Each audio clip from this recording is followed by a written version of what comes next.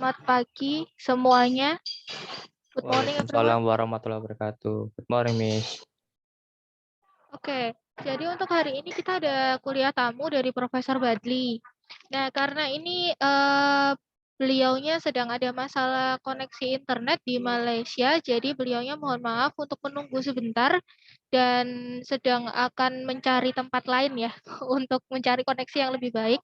Nah, untuk itu saya akan share screen video dari Profesor Badli sambil menunggu. Oh, ini Profesor sudah join.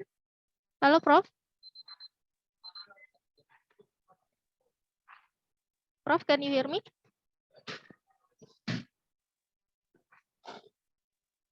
Sudah ada. Oke. Halo, Assalamualaikum. Waalaikumsalam, Profesor. Sudah ada. Oke. Yeah. I can hear you. Okay. Can you hear me? Yeah, but your voice is kind of testing. Yeah, your voice is kind of 1, 2, distorted. 3. Okay. Can you turn off your video first so that your connection Can you is hear me?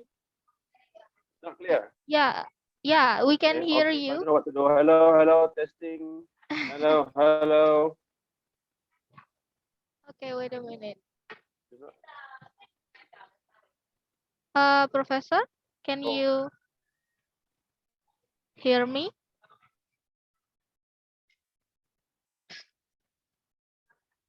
Okay.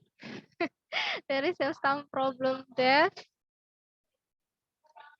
Okay, let me play the video for a moment ya, while we wait for Professor Badli to join with us.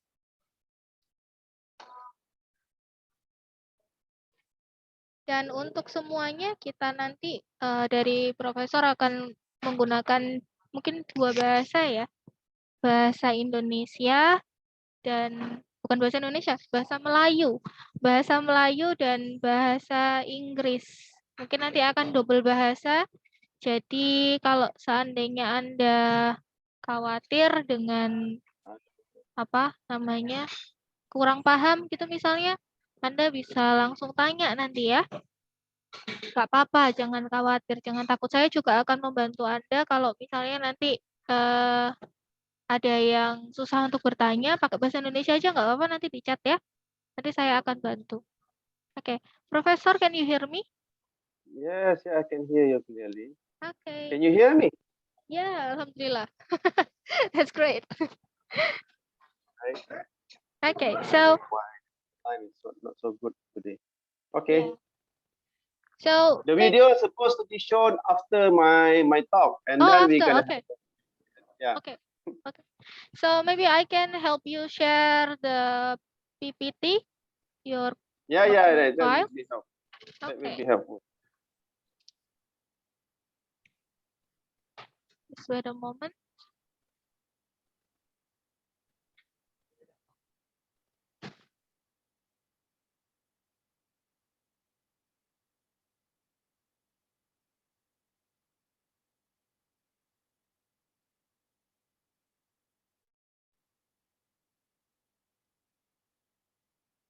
Okay, so can everyone see the screen? Yes, Miss. Yes. Okay. So maybe I can start again with Professor Badli here. Assalamualaikum warahmatullahi wabarakatuh. Good morning, everyone. Waalaikumsalam warahmatullahi wabarakatuh. Morning, Miss. Welcome to our visiting lecture with Professor Insinyur Tias Dr. R. Badli Shah Ahmad from University Malaysia Perlis. And today we are going to have a topic about introduction to blockchain. So this is actually the continuation from last week. Last week we have a visiting lecture also with the topic of software-defined network. Thank you again for Professor Badli to the opportunity you given to us for this visiting lecture. So before we start the class, I'm going to tell our students to inform you guys that we will have a Q&A session at the end of the lecture. Yeah, so please asking later. That will be fine. And then if you have questions in Indonesian, jika Anda memiliki pertanyaan dalam bahasa Indonesia, boleh silahkan. Profesor Badri mengerti bahasa Indonesia ya, kita punya bisa paham bahasa Melayu. Jadi jangan khawatir untuk bertanya jika Anda khawatir tidak bisa bahasa Inggris, gitu ya. Bisa saja. And also we will have Google Form untuk absensi kalian. Jadi nanti saya akan share di chat Zoom di Google Form-nya, jangan lupa diisi ya. Gitu. Oke. So for our lecture today, please Professor Badli, you can start. Thank you. Okay, thank you very much. Thank you, Dr. Intan Zikri, for having this morning special lecture on a special topic, of course. Last week, I think I've given you a talk on the software-defined networking, which is it is expected that the technology will evolve and will be used nearly in the future. So today is another topic, also in the field of people keep saying the IR 4.0, Industrial Revolution 4.0. So this is one of the key technology which will evolve, which will be used, especially to fulfill any nation digital transformation agenda. So today my talk will be on the very just an introduction to blockchain. So it is not very high level in terms of the technical knowledge that is needed to understand this, but it is going to be a very fundamental knowledge that I will share, so that you are able to understand at least the fundamental function of the systems, and also you should be able to understand how it works basically, and how it can be used in the future. So as a student, I think this is very important for you to not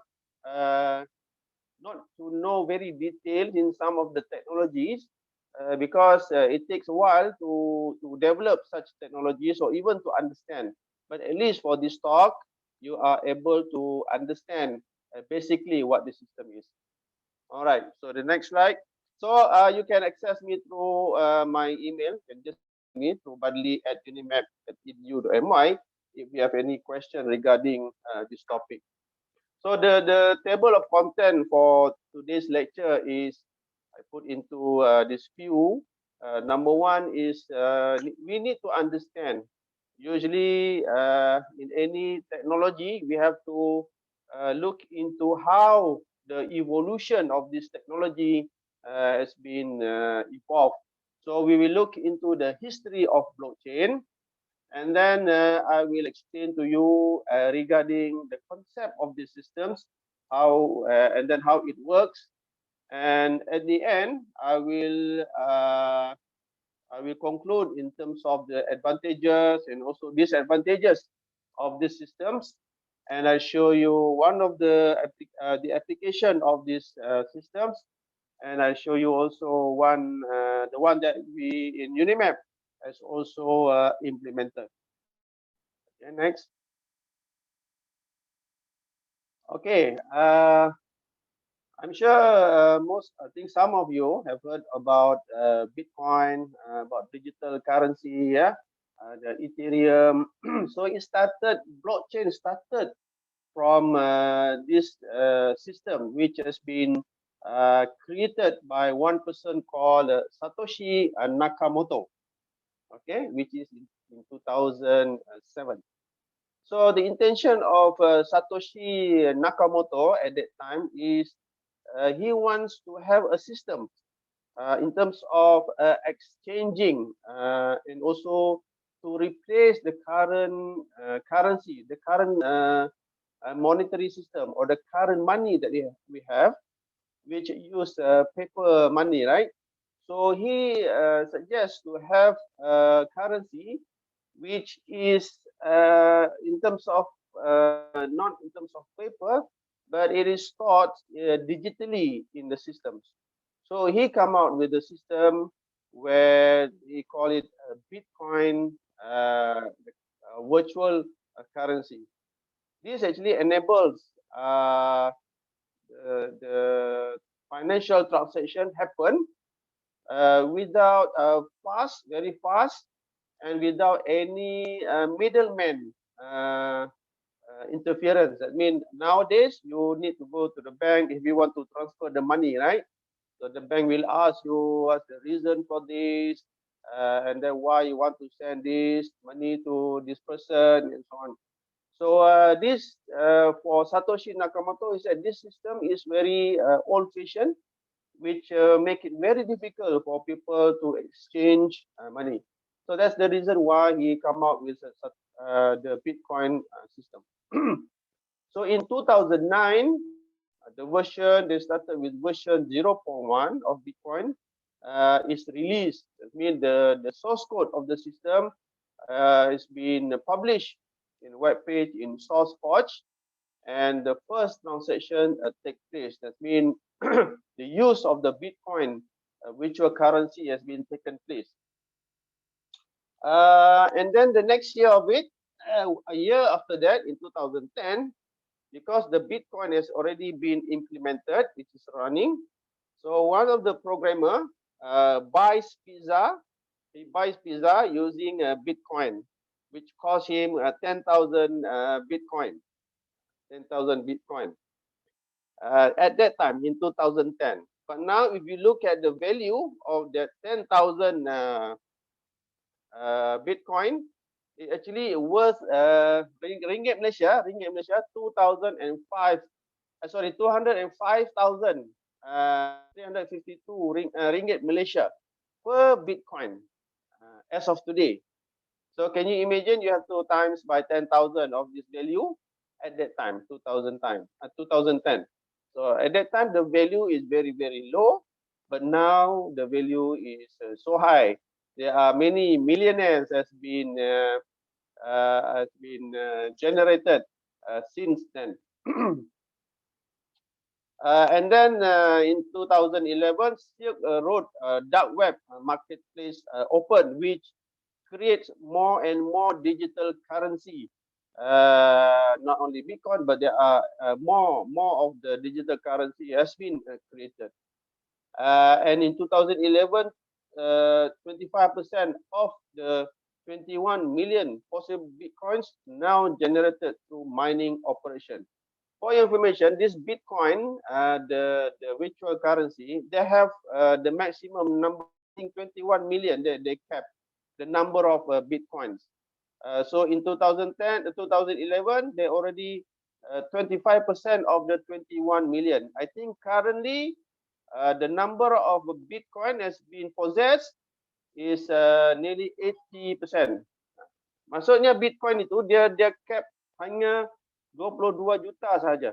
Maksudnya dia ada cap. Bitcoin ni kalau dia tanya berapa banyak Bitcoin yang ada yang masih belum dipunyai still not owned by anybody, dia maksimumnya 21 million. Tapi as for now, the possession of Bitcoin is only owned by only 80%. In 2011, it is 25%. Jadi, if you want to have more details of history of Bitcoin, so you can look into the website which will be given in the slide. Jadi, itu history berkaitan tentang blockchain ya, di mana dimulakan ataupun started by Satoshi Nakamoto to invent digital or virtual currency called Bitcoin. Maksudnya Bitcoin itu dihasilkan oleh teknologi yang diberi nama blockchain. That means the system that that facilitate this virtual currency is called blockchain. Yeah. All right. Next. Jadi the system that's been used to provide the virtual or digital currency is called blockchain, and it is also known as the distributed ledger. Okay, so this blockchain is the underlying distributed ledger technology which powers the Bitcoin. Okay, so because as I said, digital currency is about how much money that you possess or how much money other possess, right? So in order to know how much, how many numbers of Bitcoin that you possess, so you must have some sort of a ledger, a record saying that how much you possess and how much other possess. So this is called the distributed ledger. So the blockchain itself, right? The blockchain itself is a distributed database which provides an unalterable, semi-public record of digital transaction. Okay, so it is a database. Okay, when you talk about blockchain, actually it is a database, a special database, or they call it distributed ledger database, which contain a data in terms of how much Bitcoin do you have, how much digital currency then you have, and all the digital transaction which has occurred. Okay, seperti mana dia macam buku ledger lah, buku ledger, buku account itu, berapa bakinya, di mana wang itu digunakan, keluar, masuk berapa. So it's basically a database which has also all the digital transaction. Okay, tetapi okay, the beauty is that the data is unalterable. Maksud dia, once the data has been written, there is no way you are able to alter or to change the information within the distributed ledger storage. Okay, how it is done? Okay, so each block aggregates a timestamp batch of transaction to be included in the ledger, or rather in the blockchain. That means all the data will be timestamp, which will be chop lah, di Malaysia dia panggil chop lah, ditanda setiap transaction in the ledger. Means all the history of the transaction will be timestamp and recorded in a blockchain manner. Okay. Jadi how do you make sure that the information cannot be altered? Kan, katakanlah you have a book, you have one page of book which is written your name and other activities. So how do you make sure that the data is not being altered? Kita ada data, dan kita nak pastikan data itu tidak diubah. Jadi kaedahnya dia menggunakan cryptographic signature. Okay, so setiap data yang ada, contoh dia kalau dalam satu buku ada 10 pages. So setiap pages itu diberikan satu cryptographic signature supaya data di dalam page itu kita tahu sudah diubah ataupun tidak. Jadi tujuannya untuk menghalang supaya data itu boleh diubah. So itu so setiap block is being cryptographic signature. And then these blocks, okay, these blocks are all backlink. Maksud dia dikaitkan, di link disambung. So ada banyak blok, jadi blok-blok itu disambung.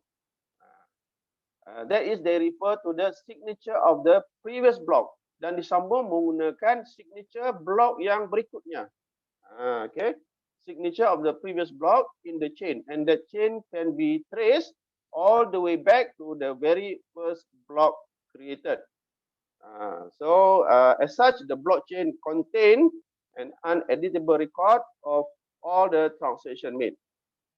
Jadi maksudnya blockchain ini secara umumnya setiap macam buku lah, setiap buku itu ada maklumatnya, dan maklumat itu diberikan satu encrypted signature untuk menunjukkan bahawa data yang ada dalam buku itu adalah data yang sebenarnya lah.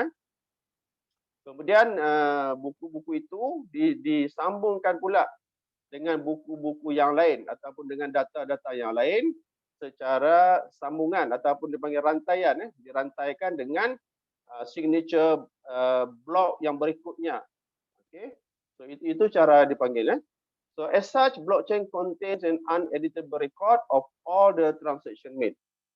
Jadi umumnya bagaimana? Data itu, the data created, and then we put a signature to it.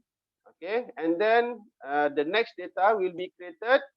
Then that data will be changed using the previous blockchain dan change seterusnya lah. Jadi tujuan dia, the main purpose is once you have written all the information, you cannot change it. Itu yang penting. Kalau database yang biasa, database yang biasa itu, kalau orang hack, kalau if somebody hack into the system, they can change the data, right? You can change the data. So how do you know the data has been changed? It's very difficult because that data has not been encrypted. Okay. So never mind. The next slide will show you how this system will be processed. Okay. Next slide. Jadi ini secara umumnya itu apa? Secara umumnya tentang history, tentang blockchain inilah. The first one, the white paper written by Satoshi Nakamoto. Satoshi Nakamoto ini pun kita tidak tahu siapa ni. We don't know who he is. So I think he hold nearly thousands of Bitcoin because he's the owner, the creator of Bitcoin. So he owns nearly 100,000 of Bitcoin. But nobody knows who he is. Nobody knows whether he's still alive, whether he's dead, or nobody knows. But he owns a Bitcoin, and the Bitcoin is still running at this moment. So he wrote a paper which called Bitcoin, a peer-to-peer electronic cash systems. Okay. Jadi kalau sebelum ni kita gunakan duit kertas, ya, nak dapatkan duit kertas. If you want to have the money, you have to go to the bank. Right? You have to use the machine teller, and then they charge you, withdraw the money, and so on. So if this electronic cash system is made available, yeah, the bank will be closed, nah. Okay, so the reason why most of the banks are reluctant to use this.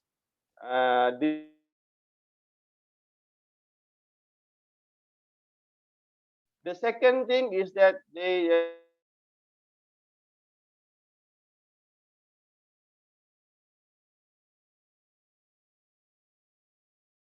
save who will control, who will own the system, we don't know. So most people are still skeptical of this Bitcoin or electronic cash system. So at this particular moment, Bitcoin cannot be used to purchase product or any item, right? Especially in Malaysia, this digital currency is not allowed for any transaction. That means you cannot use this digital currency to purchase anything. All right. But some people, if it's not allowed, but if there are some people who would like to exchange, it is allowable. But in terms of the national level of exchanging, finance exchanging, it is not allowed. Okay. So if you want to do it individually, for example, I have 1 Bitcoin, so I want to purchase. You have a product I want to purchase using Bitcoin. If you allow, okay, then I will transfer my Bitcoin. So that can be done individually. Okay.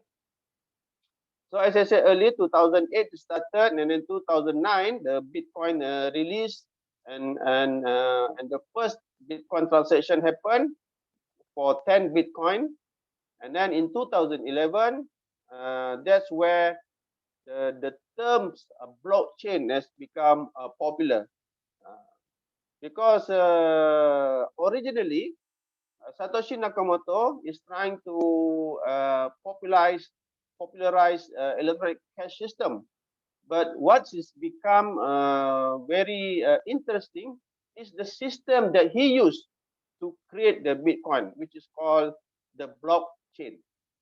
So the concept of blockchain is becoming very, very popular, And these are the things that we can see will benefit if we can use it for other purposes instead of using it for electronic cash system, which is proposed by Satoshi Nakamoto. In 2014, the blockchain system has been evolved, and so many people are studying about this and develop their own blockchain system. So it comes to blockchain 2.0 in 2014. And they come up with many types of blockchain system, which we call Ethereum, all right? Ethereum platform, and also a programming language running on blockchain and smart contract application. Don't worry about what is smart contract. This is just a process, the process which runs to encrypt the blockchain system. So in 2015, the previous one used by the Satoshi Nakamoto, and then somebody else also created another blockchain system, and they called by different names. For example, Ethereum, okay, Ethereum, and also Hyperledger, okay, Hyperledger. So there are many more blockchain system created, and Ethereum also is a currency, digital currency that you can purchase the way Bitcoin is purchased. Okay, the next one. So as I said earlier, a blockchain is a system of recording information in a way that makes it difficult or impossible to change, hack, or cheat the system. Because nowadays people like to modify things, right? For example, if you receive a check which written like $1,000, then somebody are able to change 1,000 into 10,000. All right. Similarly, in a database system where people are able to change the data through whatever means they can. If in Indonesia you have a very good student, Dr. Intan, be careful, they may hack your system and change your mark. So make That's a sure. good idea, Professor. Yeah, make sure you have to be careful in that. Make sure you have another copy of your marks, just in case suddenly you see, oh, the marks changed in the database. So that's the basic function of blockchain system, is recording information which will make it very difficult to change. All right. And then not only the recording information difficult to change, to make it more difficult, the block in the chain will also so I mean, each block in the chain contains a number of transactions, and every time a new transaction occurs, that means any change of the value of the data that you store on the blockchain, a record of that transaction is added, right? It's added to every participant ledger. That means I have a ledger book in my saving.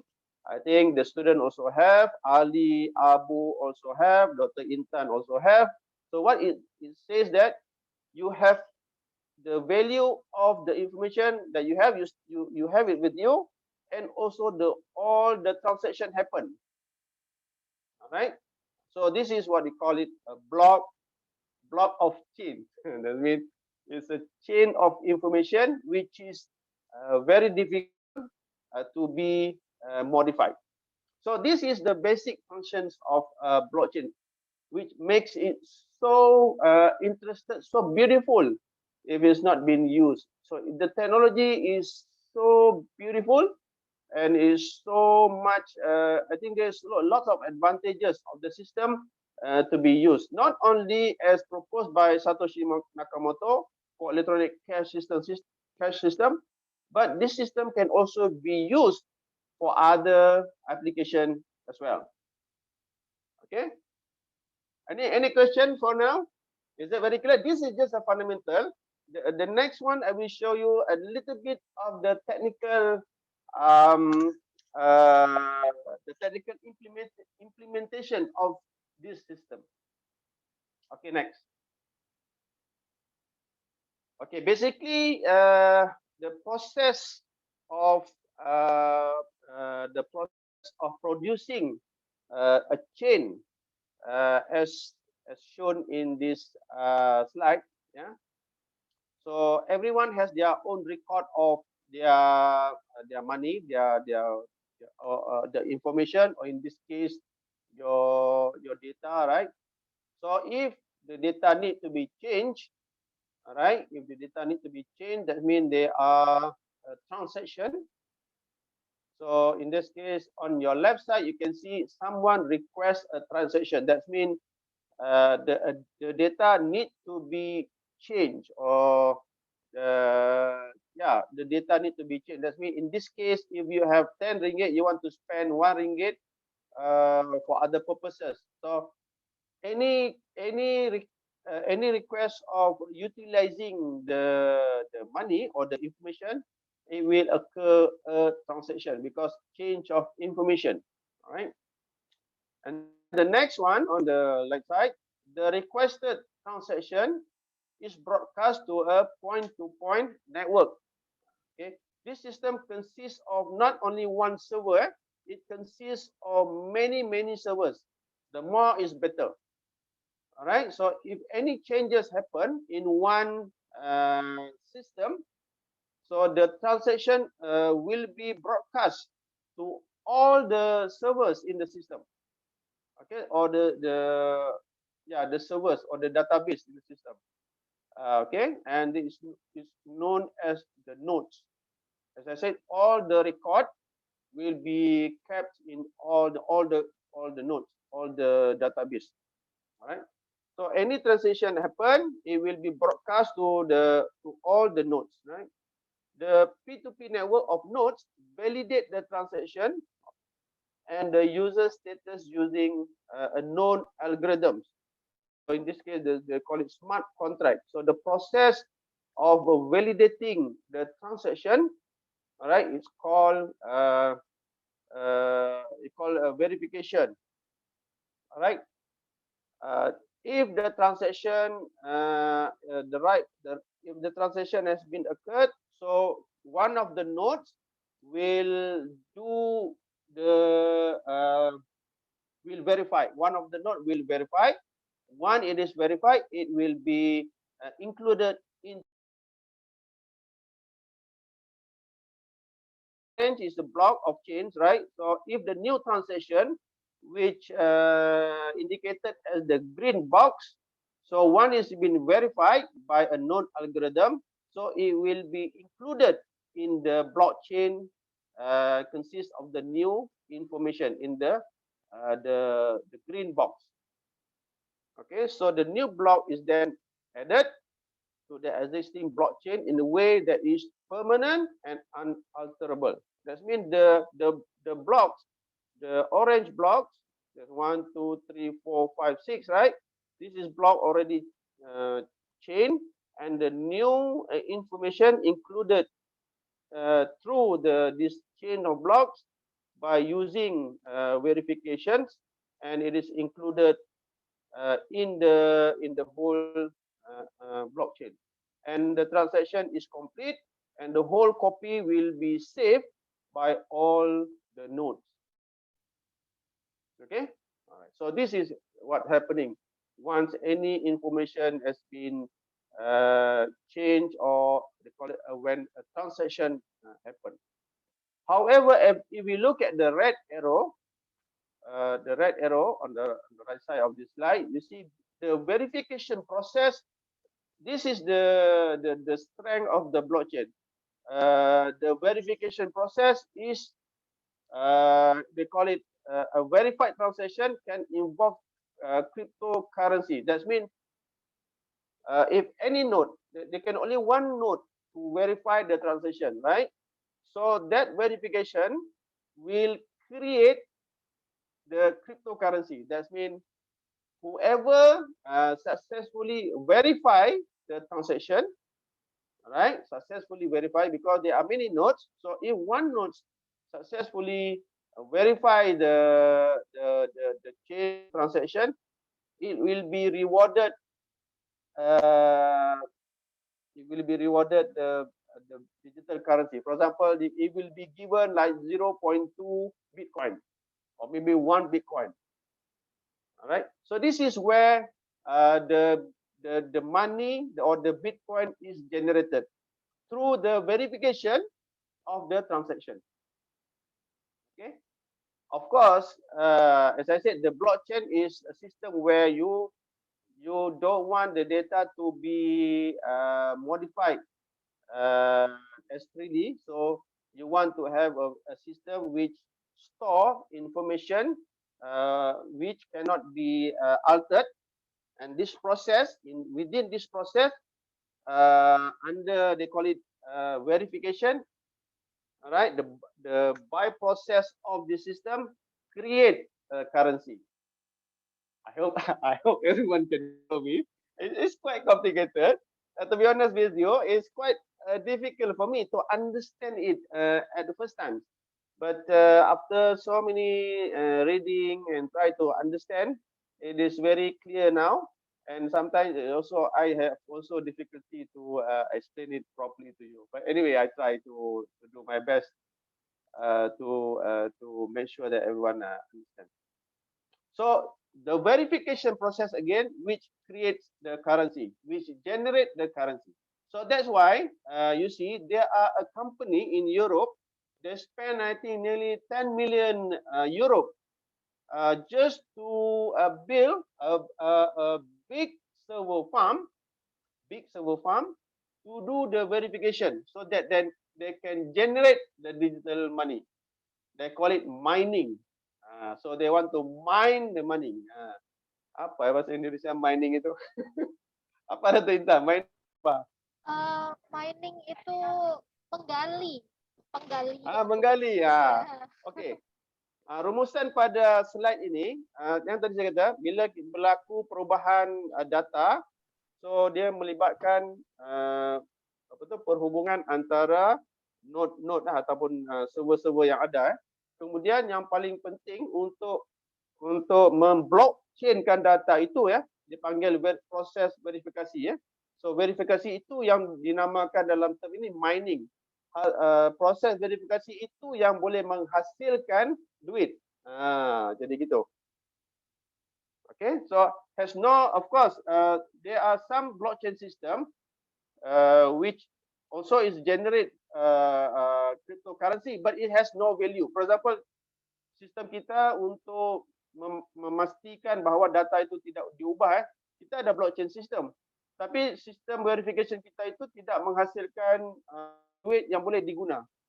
Tapi Satoshi Nakamoto buat supaya Bitcoin itu boleh diguna. Tapi kalau kita mau menggunakan sistem blockchain ini tanpa penghasilan cryptocurrency, itu juga tidak ada jadi masalah. Tapi prosesnya memang begitulah.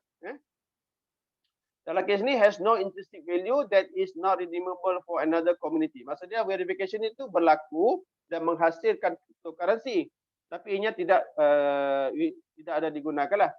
Has no physical form and exists only in the network. Untuk tujuan proses blockchain ini saja. So its supply is not determined by central bank and network is completely decentralized. Maksudnya dalam kes yang tertentu, blockchain system ini hanya untuk verification saja, tetapi hasil ataupun the outcome of the mining, which is the cryptocurrency in this case, has no value. Okay. So ini yang paling penting, ini proses blockchain ini yang paling penting. This is very important process that you have to really understand. Okay, next. Okay, jadi kesimpulan, belum habis lagi ya. Ini baru kesimpulan. Kesimpulan tentang Bitcoin dan blockchain. You know, some people, they confuse. If we say a blockchain, they say Bitcoin. Alright, when they say Bitcoin, that means blockchain. Actually, Bitcoin is, you can see that it's not similar to blockchain. As I said, Bitcoin is digital currency created during the verification of the blockchain system. Whereas the blockchain itself is a system which make sure the integrity of the data is fulfilled. Jadi bagaimana Bitcoin itu blockchain, tetapi blockchain itu digunakan untuk menghasilkan Bitcoin ataupun digital currency. Okay, so blockchain is not Bitcoin, but it is the technology behind Bitcoin, and Bitcoin is the digital token, and blockchain is the ledger to keep track of who owns the digital tokens. So you can't have Bitcoin without blockchain, but you can have blockchain without Bitcoin. Boleh ya? Sudah pusing? Kalau pusing tak apa, pusing sedikit-sedikit itu tidak mengapa, itu biasa. Okay. Okay, next slide. Okay, tadi saya cerita, I talk about how the process in terms of the whole structure or the whole process, right? So this is how blockchain architecture works. So the blockchain start with the of course, the blockchain is a chain of blocks that contains data. And the first block of blockchain is called Genesis block. Okay, and you have block 1, you have block 2, you have block 3, and you have block n. So this block will be chained together. Okay, so ini metafora dia lah dalam bentuk kunci ya, dirantai maklumat itu. So basically, a blockchain is a chain of blocks which contain information. Ya, kita ada information ya, sama ada maklumat tentang Bitcoin ataupun duit currency yang kita ada, seperti Satoshi Nakamoto. Dia gunakan ini untuk electronic cash system.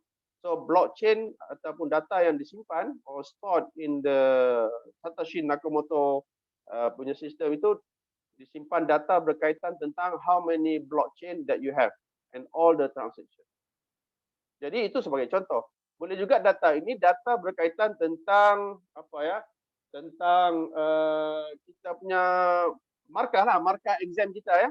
Markah exam kita dan juga apa lagi? Maklumat apa saja maklumat yang ada. So itu yang ada di dalam blok. It can be Bitcoin, it can be any kind of information that you want to secure. Okay? So it's chain of block which contain information, and the data which is stored inside a block depends on the type of chain. Okay, depend on the type of blockchain lah.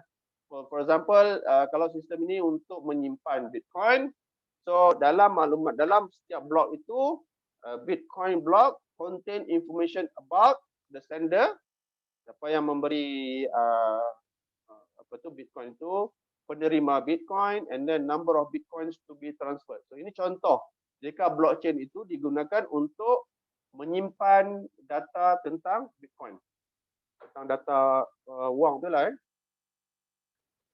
Contohnya sebelah kanan itu seperti from, to, and then the amount lah. So maklumat itu yang ada dalam blok, setiap blok itu.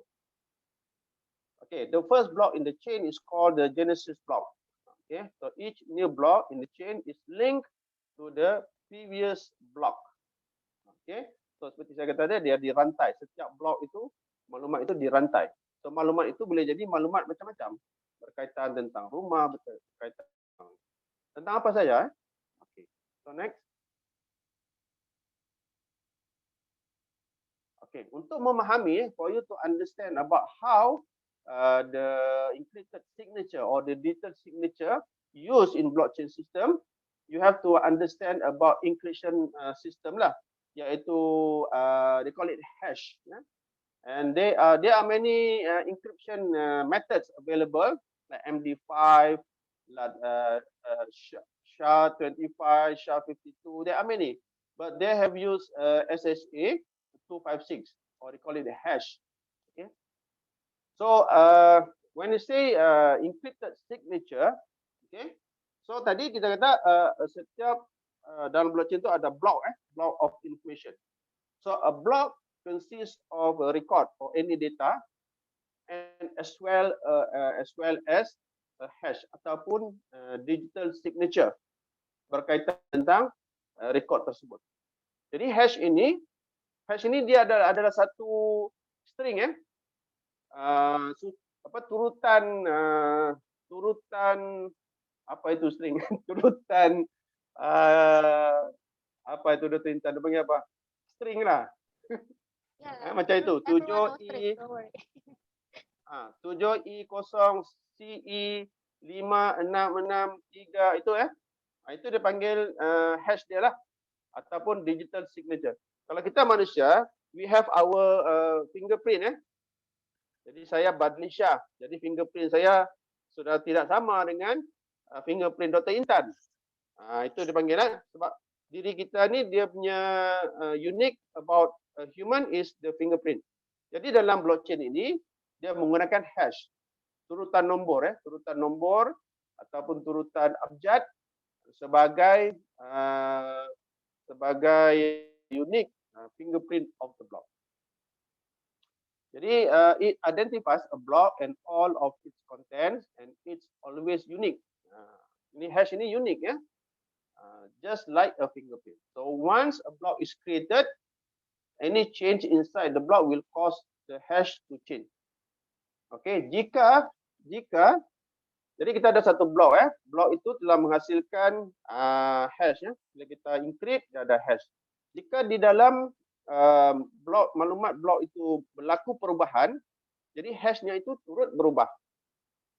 Itu maksudnya. Maksudnya kalau if you want to make sure there's no changes in the information inside a block, alright, so the hash will not change. Jadi bila kita hantar surat bila kita hantar surat ni boleh bagus juga kita buat ni. Bila kita hantar surat cinta memastikan bahawa konten itu betul kan, ini sebagai contoh lah ni.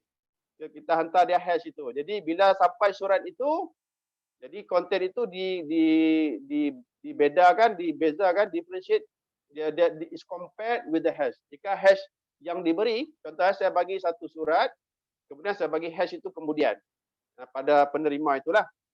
Jadi bila surat itu sampai, jadi penerima itu akan tengok hash itu di-compare dengan hash di dalam surat itu. Jadi jika hash itu sama, maksudnya konten di dalam surat itu betul lah. Jika hash yang diterima di dalam surat itu dan hash yang diberi oleh pengirim, the sender, jika ada berlaku perubahan konten dalam surat itu, jadi kita akan dapati hash yang diberi dengan hash yang diterima itu tidak sama. Jadi itu cara bagaimana kita memastikan the data to make sure the data is not changed.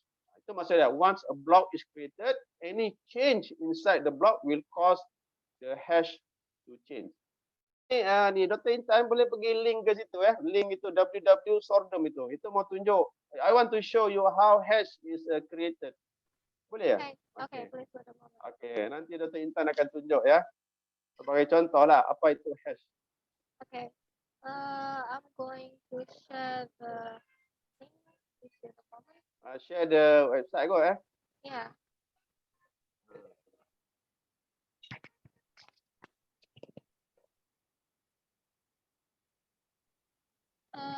Okay. Boleh ni. Yeah. Dr. Here. Intan boleh tunjuk link itu. This one. Yeah. Can you Okay, see the screen? Okay. See the hash generator. Okay. Okay. Sekarang Dr. Intan tulis itu nama saya Intan lah contoh. Nama saya Intan. So di sini kalau website ini kita boleh pilih hash yang mana. Contoh ni MD5. Kita SHA-256 tadi Kita boleh pilih. Tidak ada masalah. Okay, generate hash. Okay, tadi so data yang tadi itu iaitu your string itu nama saya Intan Zikria itu bila kita generate the hash itu yang di atas itu hashnya 85694 itu panjang-panjang itulah. Saya pun tak tahu ada berapa, ni mungkin 30 lebih. Okay. Okay, cuba tulis selain daripada itu nama saya Intan tu cuba tukar kalau kita tersilap kan jadi N itu jadi B. Jadi hash itu akan berubah. Tulis. Nama itu jadi B. Okey. Okey, begitu. Ya. Okey. Kita generate. Okey. So sudah berubah. Dia hash itu sudah berubah. Itu maksud dia tadi tentang information. Maksud dia any changes information which you have hash, alright? So whenever you have data which has been modified, so the hash will be changed. Ini nanti boleh main lah. Hash ini boleh generate. Okay. Alright. Okay. Habis itu. Ini sebagai contoh. Ya, hash generator. Okay. Kembali kepada slide itu ya, Dr. Intan. Okay.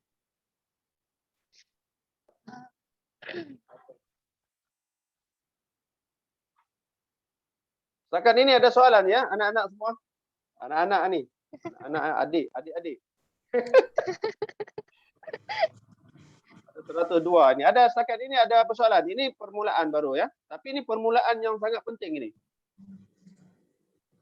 Okey, semua sudah jelas ya? Alhamdulillah sudah jelas itu. Okey, kita pergi pada next slide yang berikutnya. Okay, tadi kita kata blockchain itu adalah chain of blocks ya. Dia ada banyak blok-blok itu ya. Maklumat-maklumat itu yang kemudiannya dirantai ya, di chain. Jadi bagaimana ianya dirantai? Ini penting. Bagaimana ianya dirantai ya. So therefore the hash is very useful when you want to detect changes to intersection. Okay, ini sangat pentinglah jika ada berlaku perubahan, so kita tahu hash itu berubah. So if the fingerprint of a block changes, it does not remain the same block. A new block will be created. So di dalam blockchain system ini seperti yang saya katakan tadi, dia ada banyak blok. So blok-blok itu dirantai ya, which is changed together. So how it is changed together? Okay. So each block not only consists of the data, but it consists of the data. Ya, data itu. Kemudian the hash of the data, which is the unique fingerprint of the data, and hash of the previous block. Itu cara dia simpan ya. So each block dia bukan it's not only consists of the data and also the hash tadi, ya.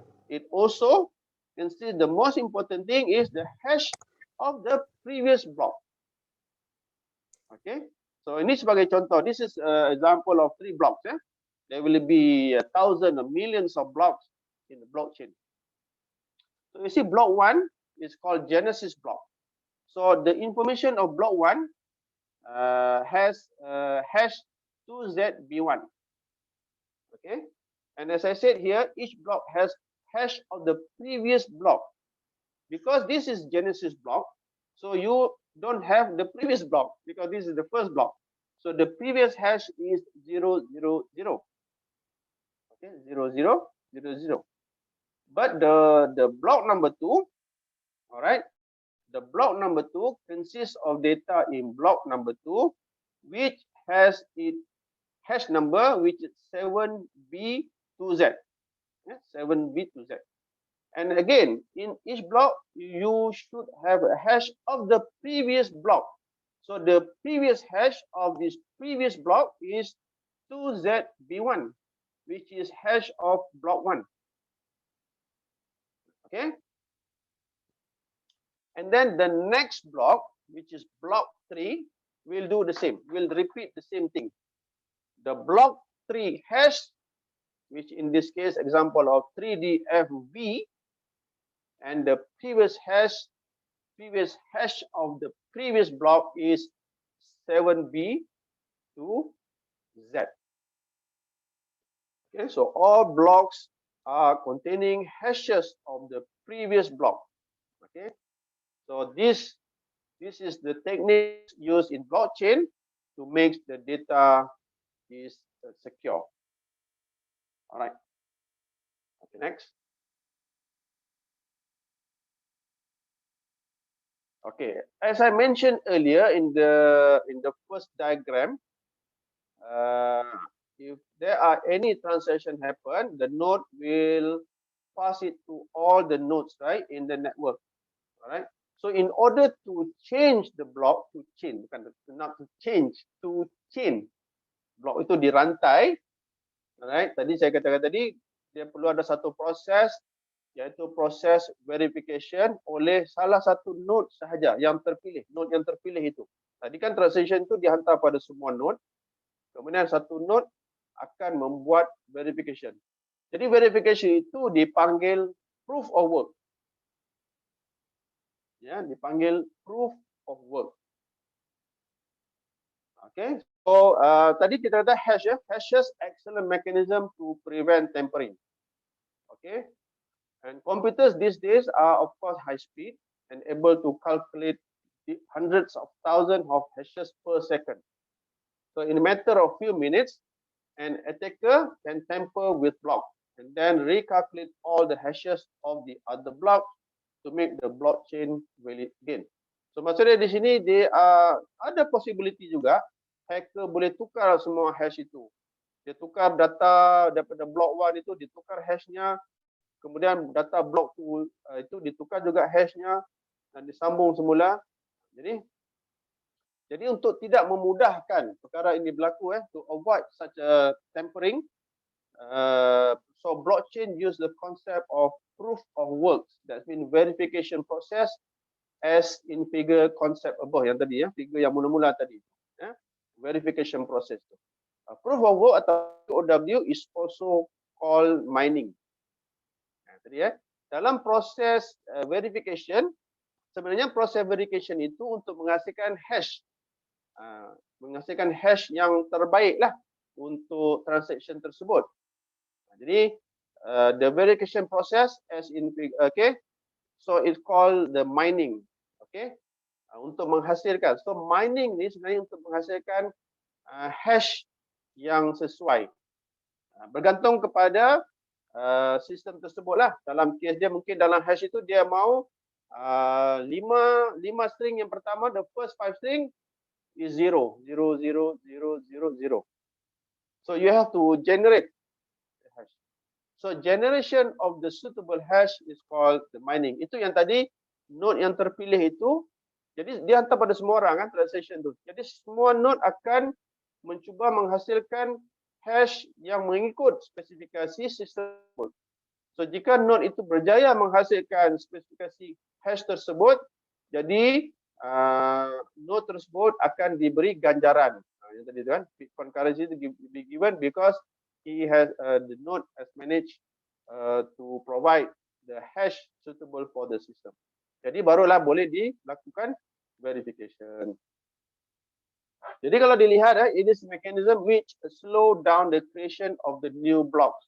Kalau kita assume ada 1,000, 1 juta nodes, untuk memastikan salah satu node itu boleh menghasilkan new block itu agak sukar. Jadi ini antara isu-isu blockchain system lah. Lambat, ada sedikit lambat lah, tapi tidaklah terlalu lambat, tapi dia tidaklah secepat seperti yang diharapkan. Kerana a proof of work is a computational problem that takes a certain effort to solve. Alright, the time required to verify the result of the computational problem is very less compared to the effort it takes to solve the computational problem itself. Jadi untuk verify itu mudah, tetapi untuk to solve the computational problem, which is generating the suitable hash, it takes a while lah. So sebab tu saya kata tadi kan, ada satu company di Europe dia buat satu server farm just untuk mining the Bitcoin. Kenapa dia buat satu server farm yang besar itu? Sebab if you have a very high powered system, you should be able to generate the suitable hash. In this case, to generate the Bitcoin. So once you are able to provide the suitable hash in the system or the mining, you will be rewarded. Kalau satu Bitcoin nilainya 200,000 ringgit Malaysia. So bayangkanlah kalau dia boleh generate banyak Bitcoin melalui proses mining tersebut. Okay, next. Next slide ya. Okay. Jadi in case of Bitcoin, sebagai contoh, jika blockchain itu digunakan untuk Bitcoin, jadi it takes almost 10 minutes to calculate the required proof of work ataupun verification to add a new block to the chain.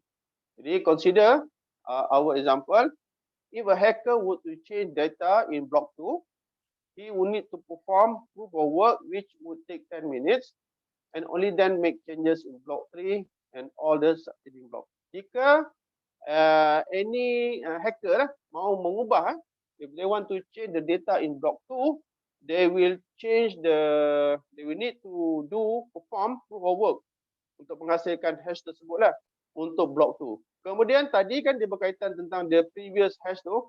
Jadi dia terpaksa juga ubah maklumat dalam block 3 berkaitan tentang previous hash. Tadi sebab data block 2 sudah diubah, jadi hashnya berubah.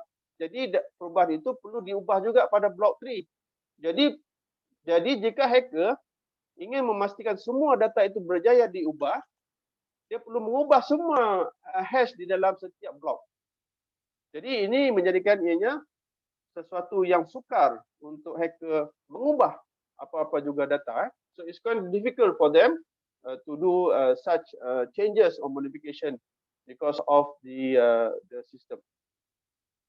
So that's the reason why this kind of mechanism makes it quite tough to tamper with the block. So even if you tamper with a single block, you will need to recalculate the proof of work or the hash study for all the following blocks. Okay, so this to conclude that hashing plus proof of work, which is verification, which makes secured blockchain. Okay, next. Okay, this is an example. It is a distributed system. We call it peer-to-peer or P2P network. So instead of centralizing the process or manage the chain, blockchain use a distributed peer-to-peer.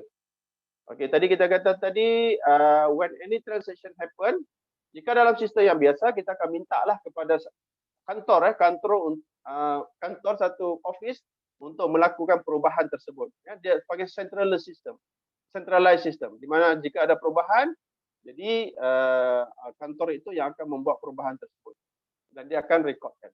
Tapi dalam sistem ini, sesiapa juga boleh buat perubahan tersebut dengan syarat dia itu melaksanakan proses seperti sebagaimana blockchain tadi laksanakanlah. Ya. So sistem ini adalah itu yang dipanggil tadi bukan tapi distributed. Maksudnya siapa-siapa saja yang boleh melaksanakan proses mining tersebut, ya, jadi sistem ini menjadikan ianya lebih secure. So siapa-siapa saja boleh join rangkaian blockchain ini, ya. And then everyone will get full copy of the blockchain. Seperti yang kita katakan tadi, jika kita ada 4 orang ataupun 4 node, jadi semua node ini adalah node blockchain. Jadi mereka mempunyai data yang sama untuk setiap maklumat. Okay. So itu yang dipanggil tadi P2P network. So it is a distributed system where everyone is allowed to join and get a full copy of the blockchain. So each computer server will keep the record, and each server they call it as a node. Okay, next. Jadi bila kita ada 4 node, ya, dalam sistem ini ada 4 nodes. Jadi when any user creates a new block, contoh dia ingin melakukan perubahan, terutamanya maklumat yang berada di dalam blok, salah satu blok tersebut. So this new block is sent to all the users.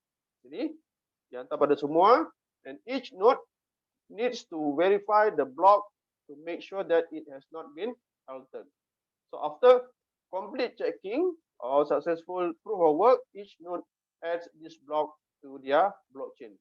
Maksudnya kalau dia memang dihantar pada semua, tapi hanya salah satu saja yang akan dipilih untuk menghasilkan POW tersebutlah, dan maklumat tersebut setelah dilakukan verifikasi barulah data tersebut dimasukkan dalam blockchain tersebut. Jadi semua orang tahu apa yang berlaku dalam kes ini. Jadi consensus or by all the nodes. Okay, next.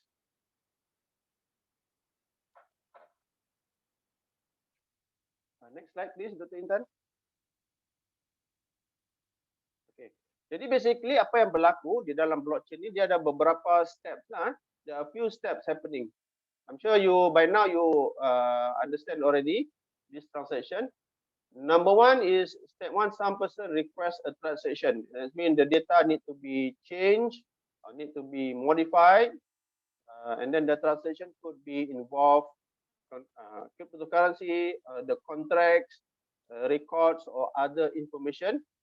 Jadi step two, the requested transaction is broadcasted to a P2P network with the help of nodes. Kemudian maklumat transaction itu di broadcast pada semua nodes. And then the network of nodes validates the transaction and the user status with the help of known algorithm. Contohnya, salah satu node itu akan dipilih untuk menghasilkan hash yang sesuai di dalam sistem ini, dan hash tersebut akan dipilih dan dimasukkan ke dalam blockchain tersebutlah. Dan step yang keempat, once the transaction is complete, the new block is then added to the existing blockchain, so in such a way that it is permanent and unalterable.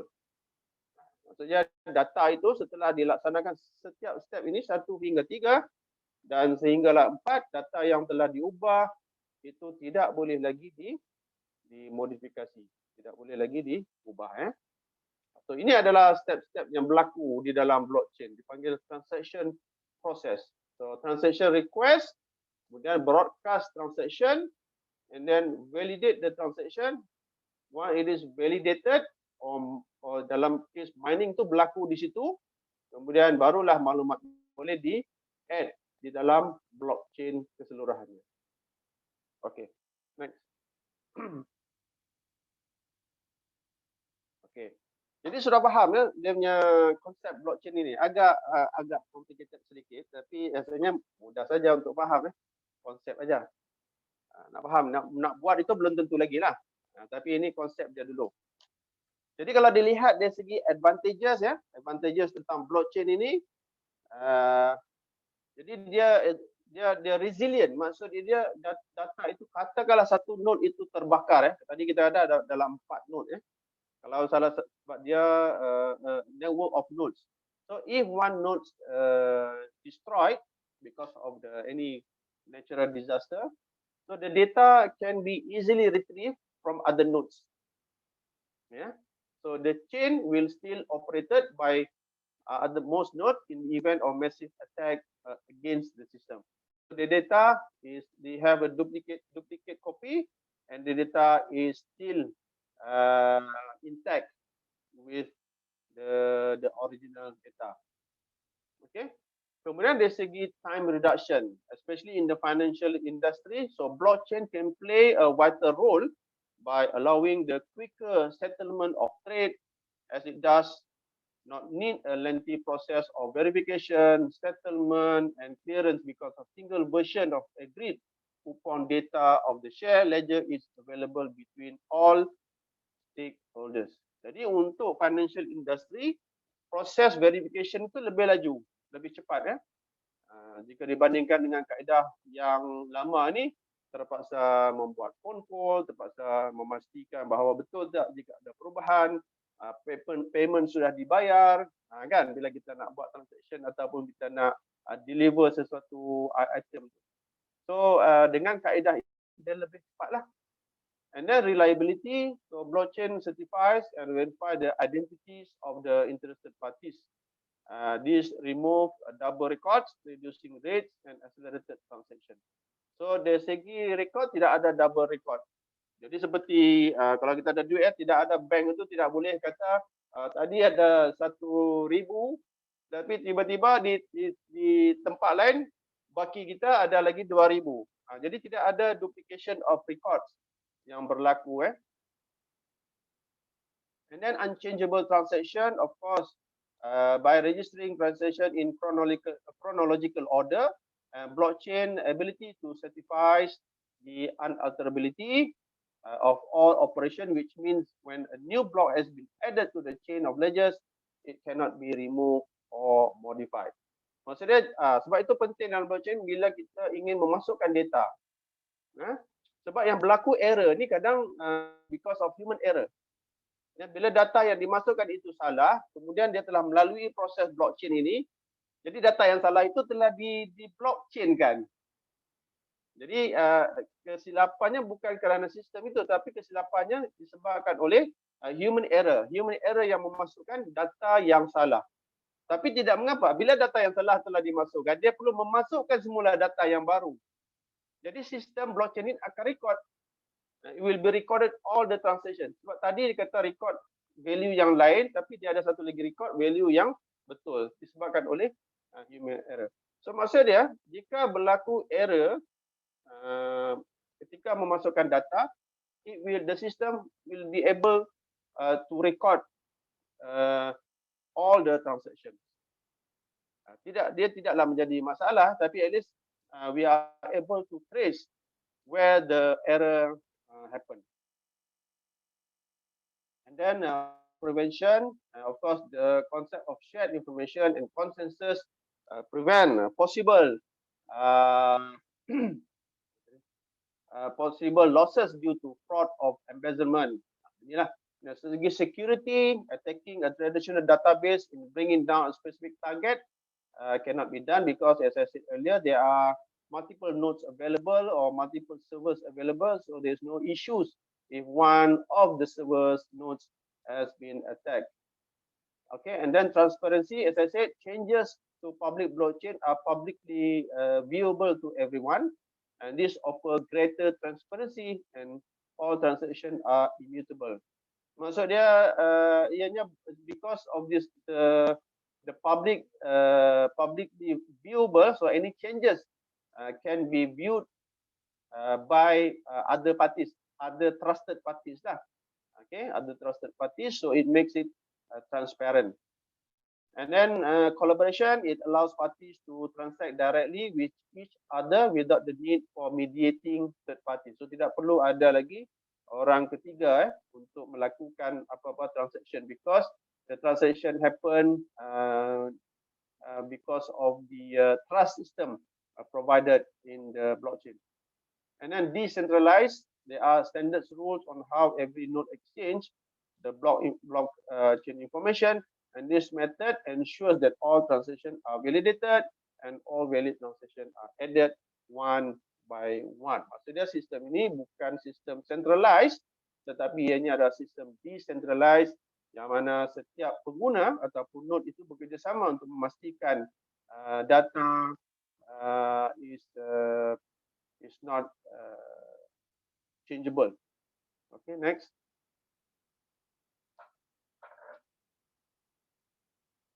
Tapi dia ada sebalik the advantages, there are also disadvantages as well, right? So of course, number one is the higher cost, because you need to have more nodes. Okay, and nodes seek higher rewards for completing the transaction in business, which work on the principle of supply and demand, of course. And then slower transaction because of the mining process, right? As I said before, the verification process.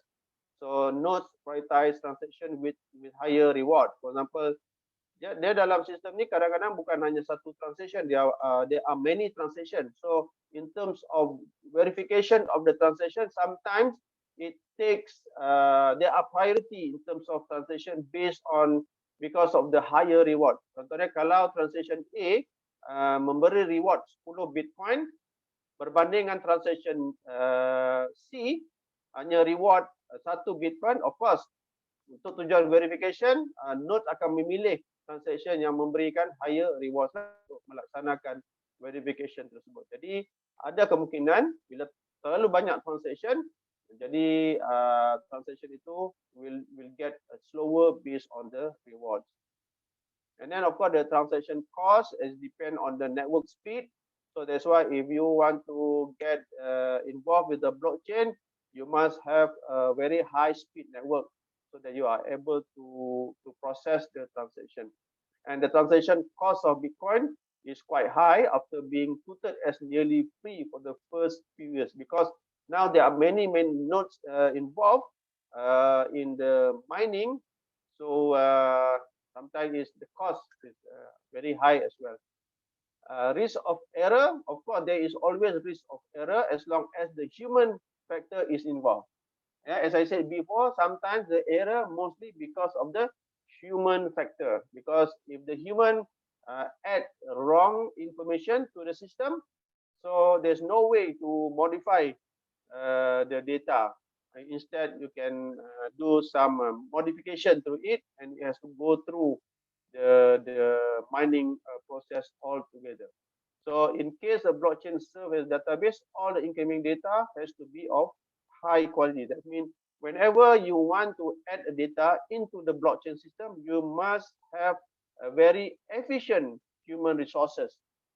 So dia kita tidak mau ada error, so kita pastikan manusia yang melaksanakan proses memasukkan data itu haruslah cekap dan juga efisien.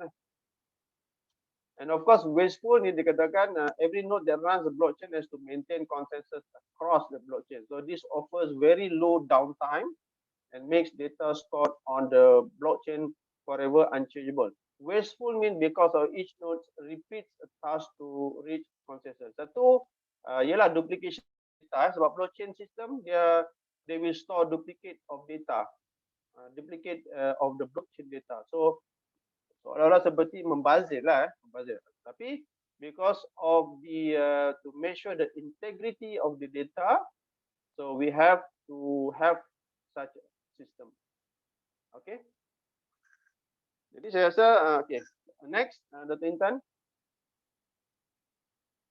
Okay, ini nak tunjuk lah, because saya ni ya bercerita tentang blockchain, jadi saya di universiti kena laksanakan lah kan. Tidaklah boleh berkata sahaja.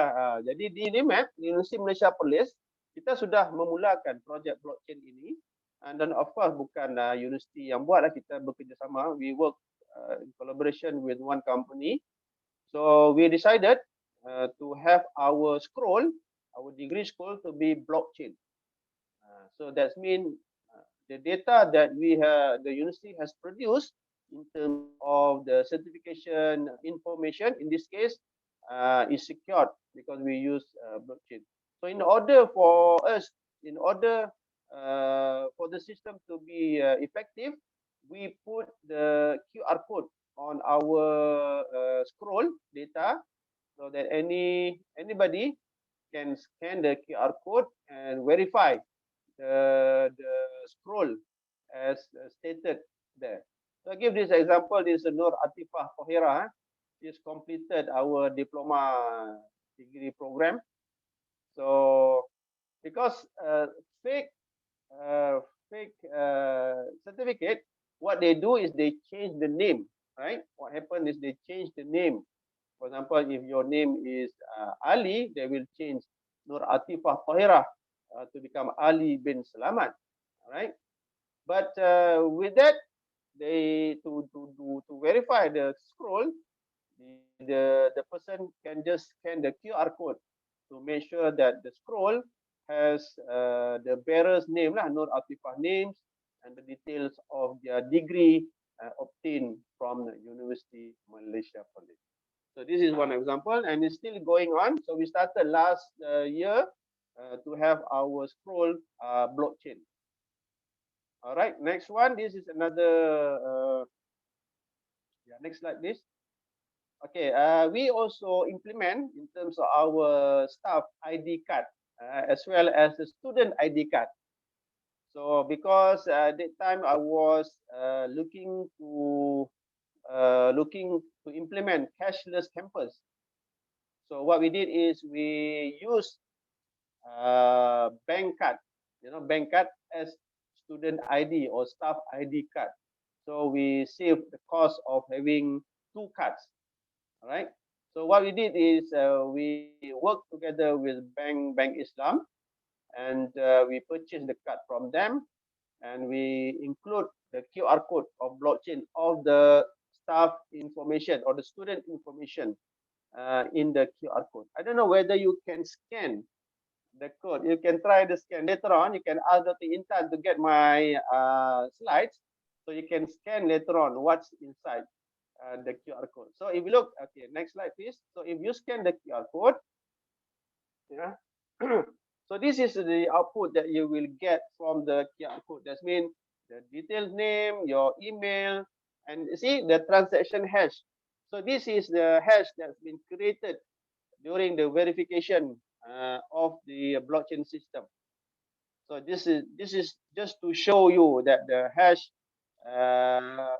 is put into that information, and the rest is just the details of the staff information available. So even you, because now if I have your ID, Dr. Intan ada staff ID ya di university. Yes, we have. Yes. So I think everybody work in the university, they have their own card. So if I have your card, so it's quite difficult for me to do verification whether this is truly you, or you are working with the other institution. The same with the student, whether this is really you or it's just a fake ID card. So sometimes the card can be used to get a discount, right? So in order to verify it is you, or it is you that bear the card, so you can use this blockchain system to do the verification. Okay, next. So I think that is all in terms of my talk. This I provide with a video from YouTube. Call it Blockchain Revolution. I think Dr. we can run it. This take around 21 minutes. So we have a look at this, enjoy the video, and after that we can have a discussion. Boleh Dr. Intan mainkan itu YouTube. Okay. Let me share Right. the YouTube video. Okay. All right.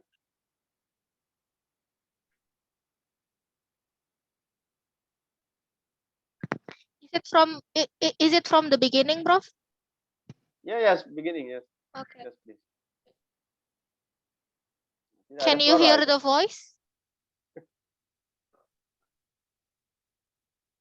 Can you hear the voice of the video? No, Miss. Okay, wait a minute. Behind cryptocurrency. Blockchain. The word seems to be on everyone's lips these days. It's the slightly mysterious techno-wizardry behind cryptocurrencies you may have heard of, like Bitcoin. With near religious fervor, the blockchain believers say it's the biggest thing since the internet. A revolutionary technology that's going to remake the future. This is one of those key technologies that is actually decentralizing and democratizing innovation itself.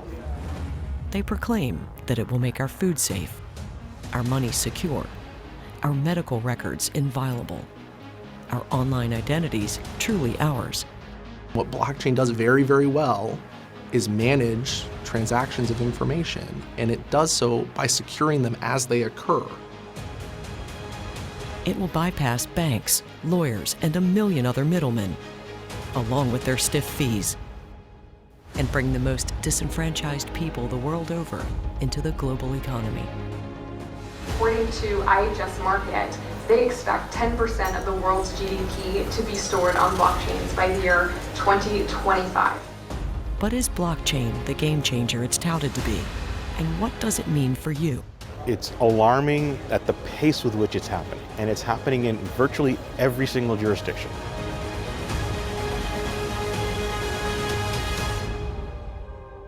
Blockchain Revolution is made possible by support from B. Riley Financial.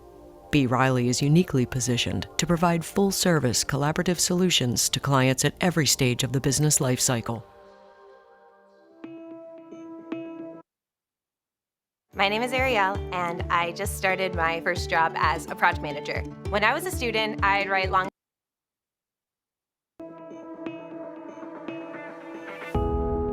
Trust.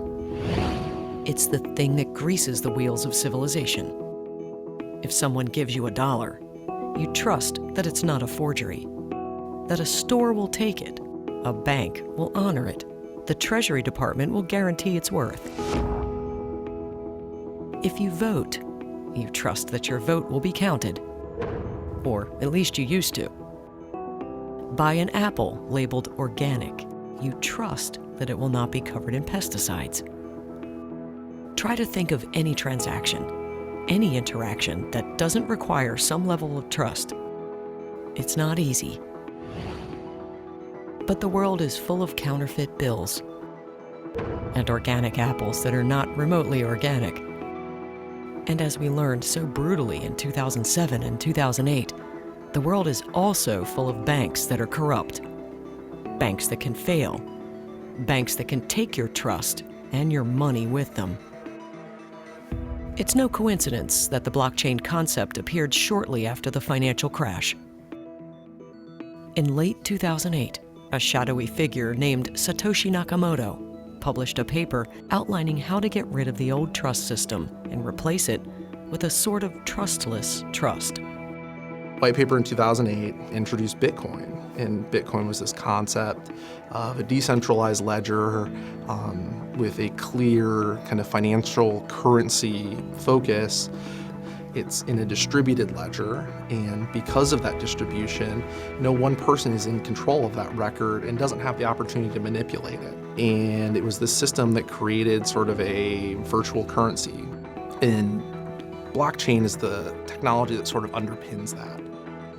To this day, no one knows who Nakamoto is, or even if he or she is just one person. But the blockchain idea proved to be a powerful one. And it works like this. A block is simply a chunk of information, a record of something. Like how much money you have. When it comes to money, that record is called a ledger.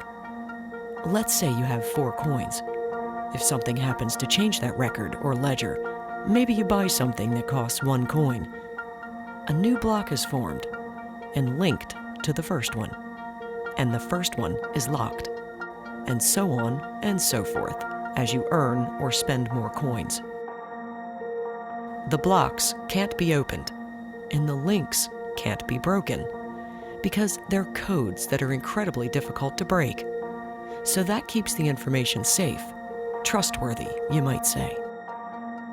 But a blockchain includes yet another level of safekeeping. Instead of being tracked in one central place, like a bank, identical copies of the blockchain are stored on thousands or millions of independent computers, all of which can talk to each other. It's called a decentralized network. And with each new block, the chain is updated in every single computer on the network.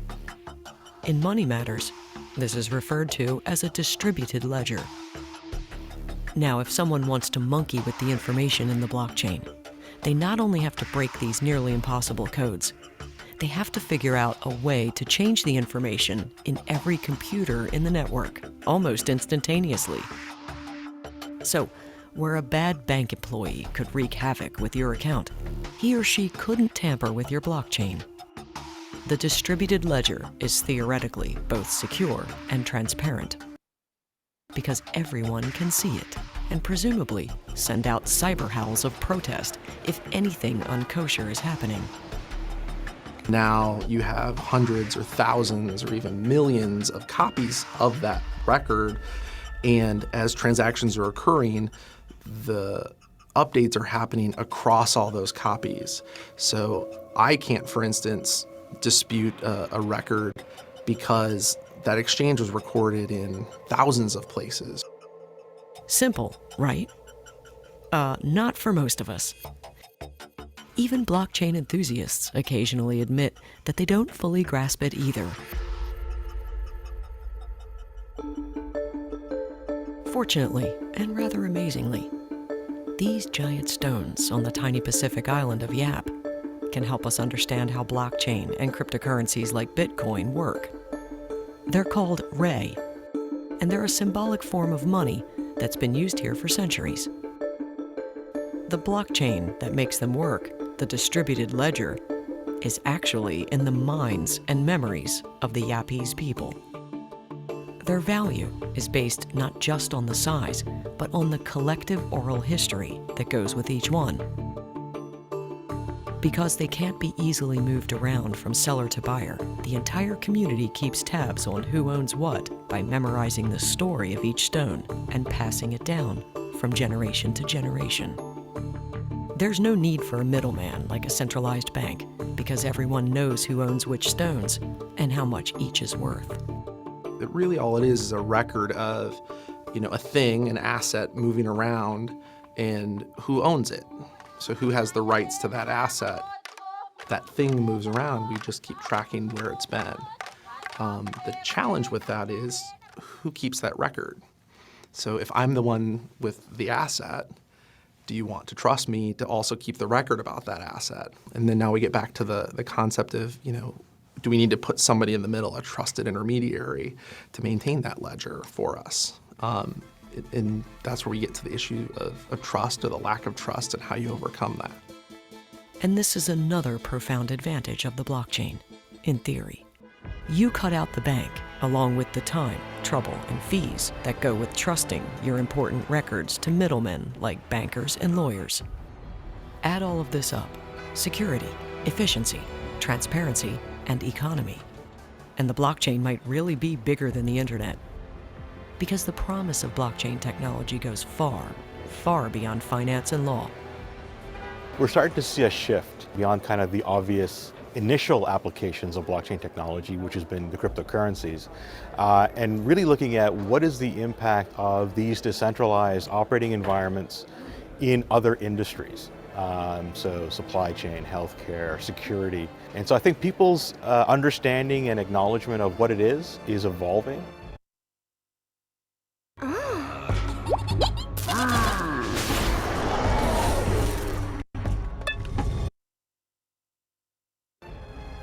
If blockchains can't be opened or tampered with, they could keep all of your medical records safe.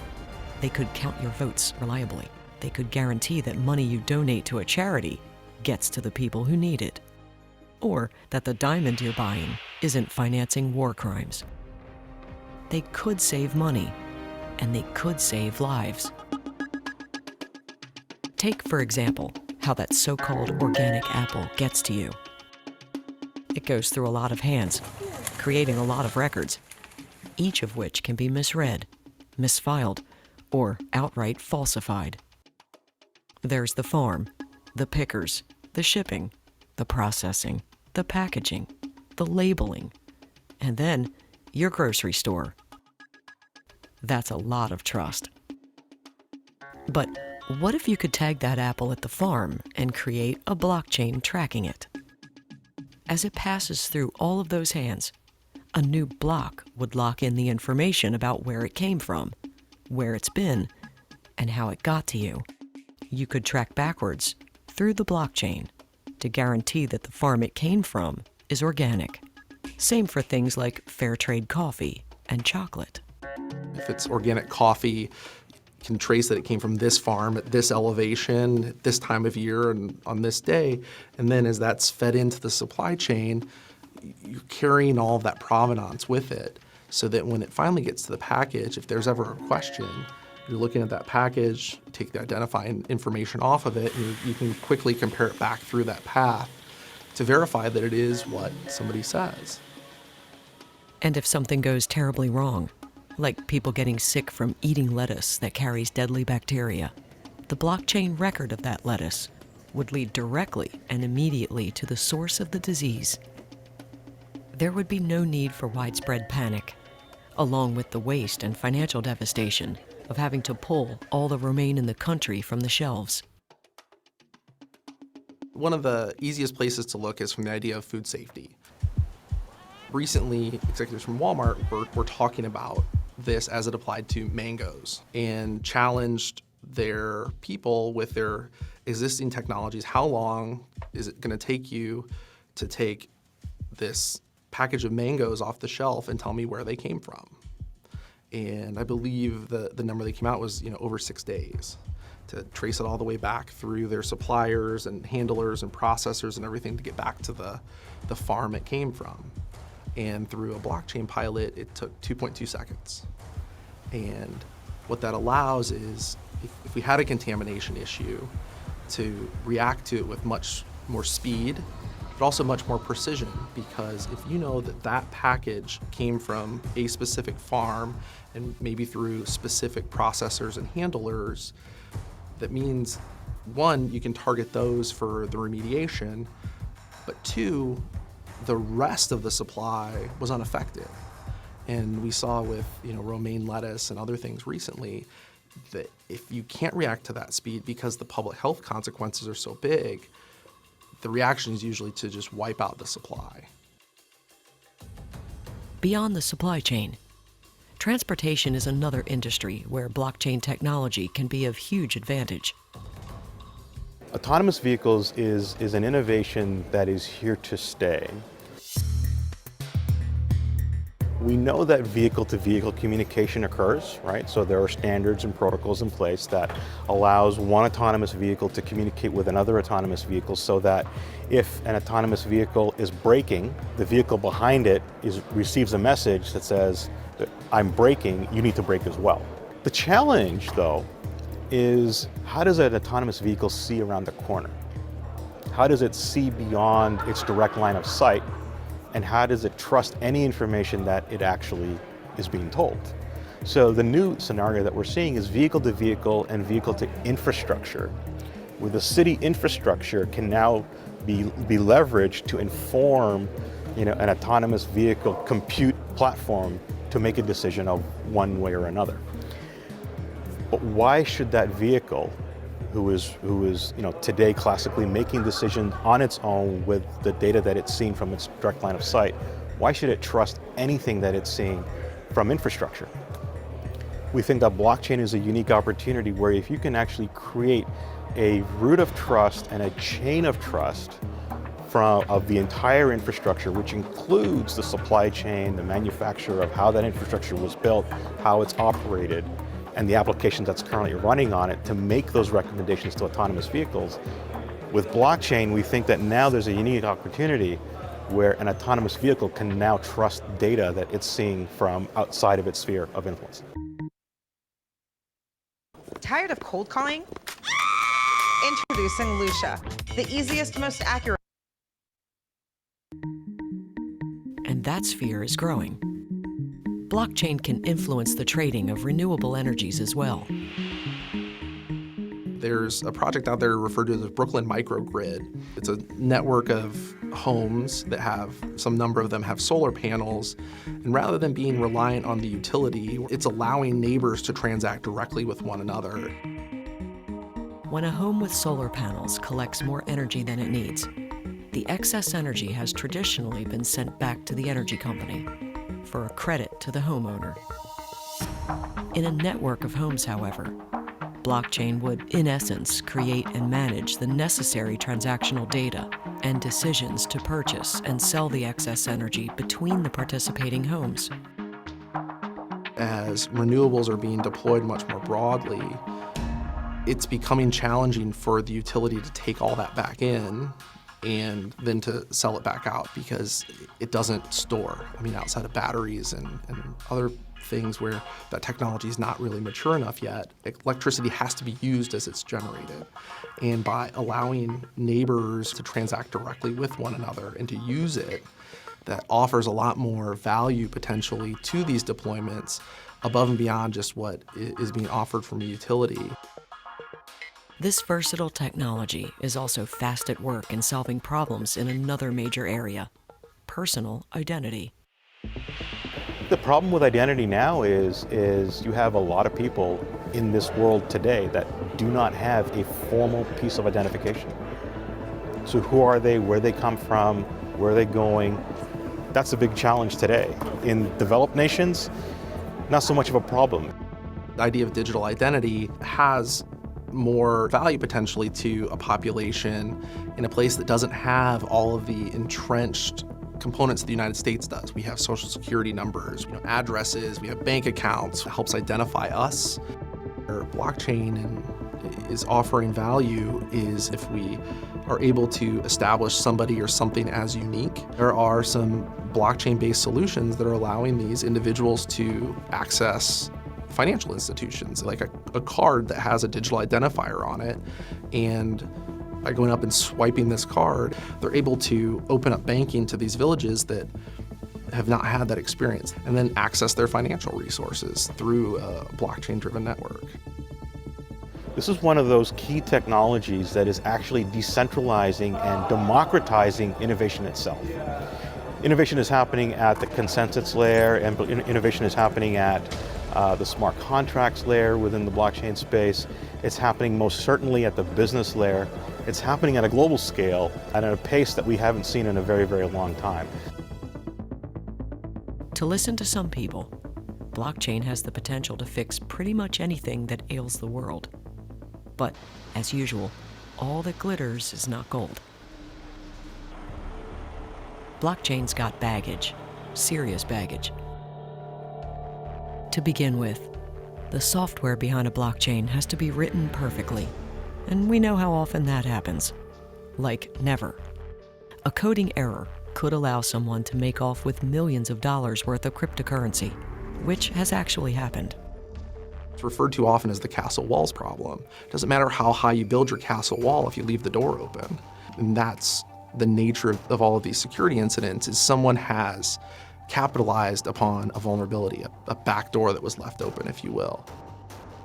While, yes, it's true that blockchain networks are immutable, the data that is within them can't be changed, can't be modified, the fact of the matter is that if you don't leverage and employ best practices in enterprise security, you can actually compromise entire blockchain ecosystems.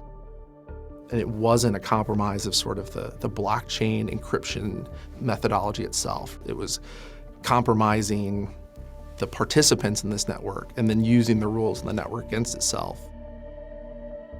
And big blockchains are cumbersome energy hogs. Updating all of the records that are distributed on thousands or millions of computers takes time and eats up power. By some estimates, the energy that goes into generating new bitcoins, a massively complex computation called mining, now consumes more energy than some countries do. Experts worry that Bitcoin is becoming a significant contributor to climate change. And of course, there are just plain scams. Recently, a so-called cryptocurrency named OneCoin turned out to be a simple Ponzi scheme in which people lost millions. It had never been based on a blockchain to begin with.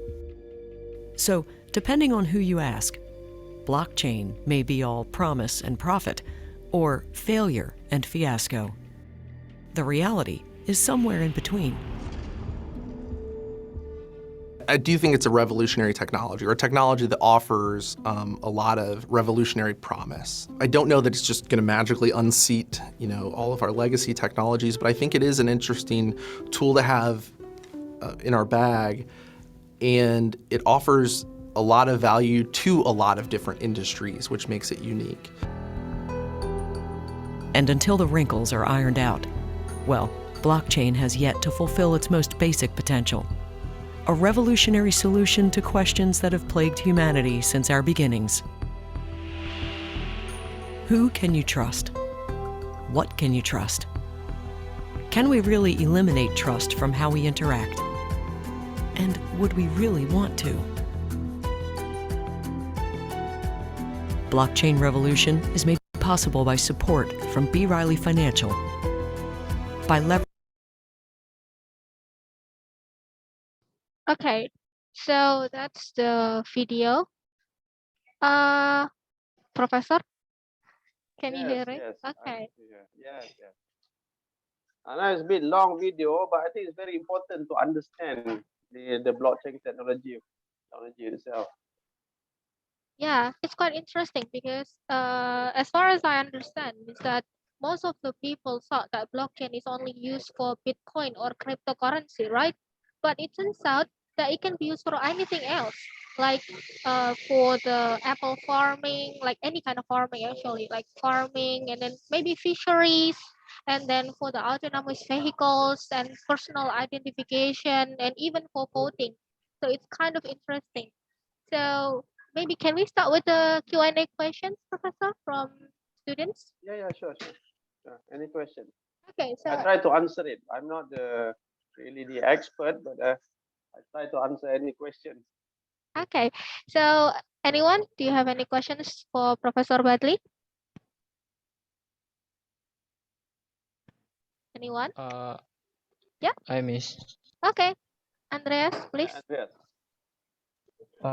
Okay, sir. My name is Andreas, Yes, Andreas. and I have a question about proof of stake and proof of work. So we know about proof of work from your presentation, but we know proof of work is using more energy for mining, and proof of stake is more efficient but using energy, but validate the block. And will the proof of stake replacing the whole blockchain system or just for the cryptocurrency? Thank you. Thank you, Andreas. Yeah, as I said, the process of verification, right, in blockchain system, yeah, they call it proof of work, proof of stakes, and so on.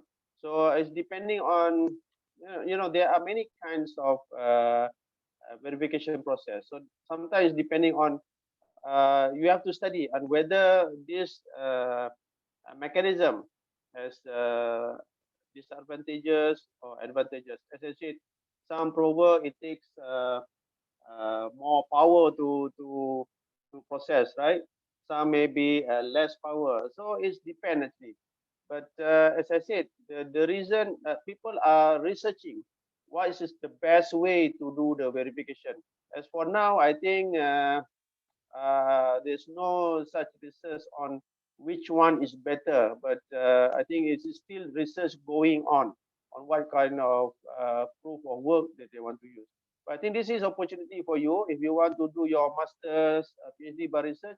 I think this is the opportunity for you to look into because this is very new technology and it is open up huge opportunities for anyone to get involved in this. But back to the question, I'm not so sure which one is the best because some like Ethereum blockchain, they have their own mechanism. And if you create your own blockchain system, you should have your own mechanism to do the verification process. So it's just a matter of how, yeah, you will look into the efficiency, which one is the fastest. So there are many criteria that you want to choose. But as for now, I think most people they just use whatever provided by the blockchain system. Like for example, Ethereum, Hyperledger, they have their own mechanism which you can choose which one you like. But if you want to go further on the mechanism that you want to go, I think that's you need more research work in order to come up with the best solution to it. Thank you. Thank you, sir. Thank you, Professor. Okay, so we have another question from chat. Let me read it out. From Yanuar, ya. Miss Intan, saya mau tanya, ada saat transaksi, ada transaksi yang harus diverifikasi, dan transaksi yang terverifikasi dapat melibatkan cryptocurrency. Untuk melibatkan kripto tersebut, apakah setiap jenis transaksi yang terhubung dengan blockchain bisa atau hanya transaksi Bitcoin saja? Do you understand the question, Professor, or maybe I should translate it to English? I read the notes by Okay. Yanua. Thank you very much, Yanua.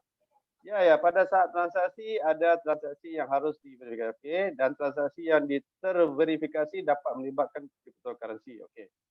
Untuk melibatkan kripto tersebut, apakah setiap jenis transaksi yang terhubung dengan blockchain bisa atau hanya transaksi Bitcoin? Okay, I think in the previous slide I've showed to you, if you have a blockchain, right? So if the blockchain is used, as I showed to you, used to verify the certificates has been produced by an organization, right? So transaksi itu berlaku dan menghasilkan cryptocurrency.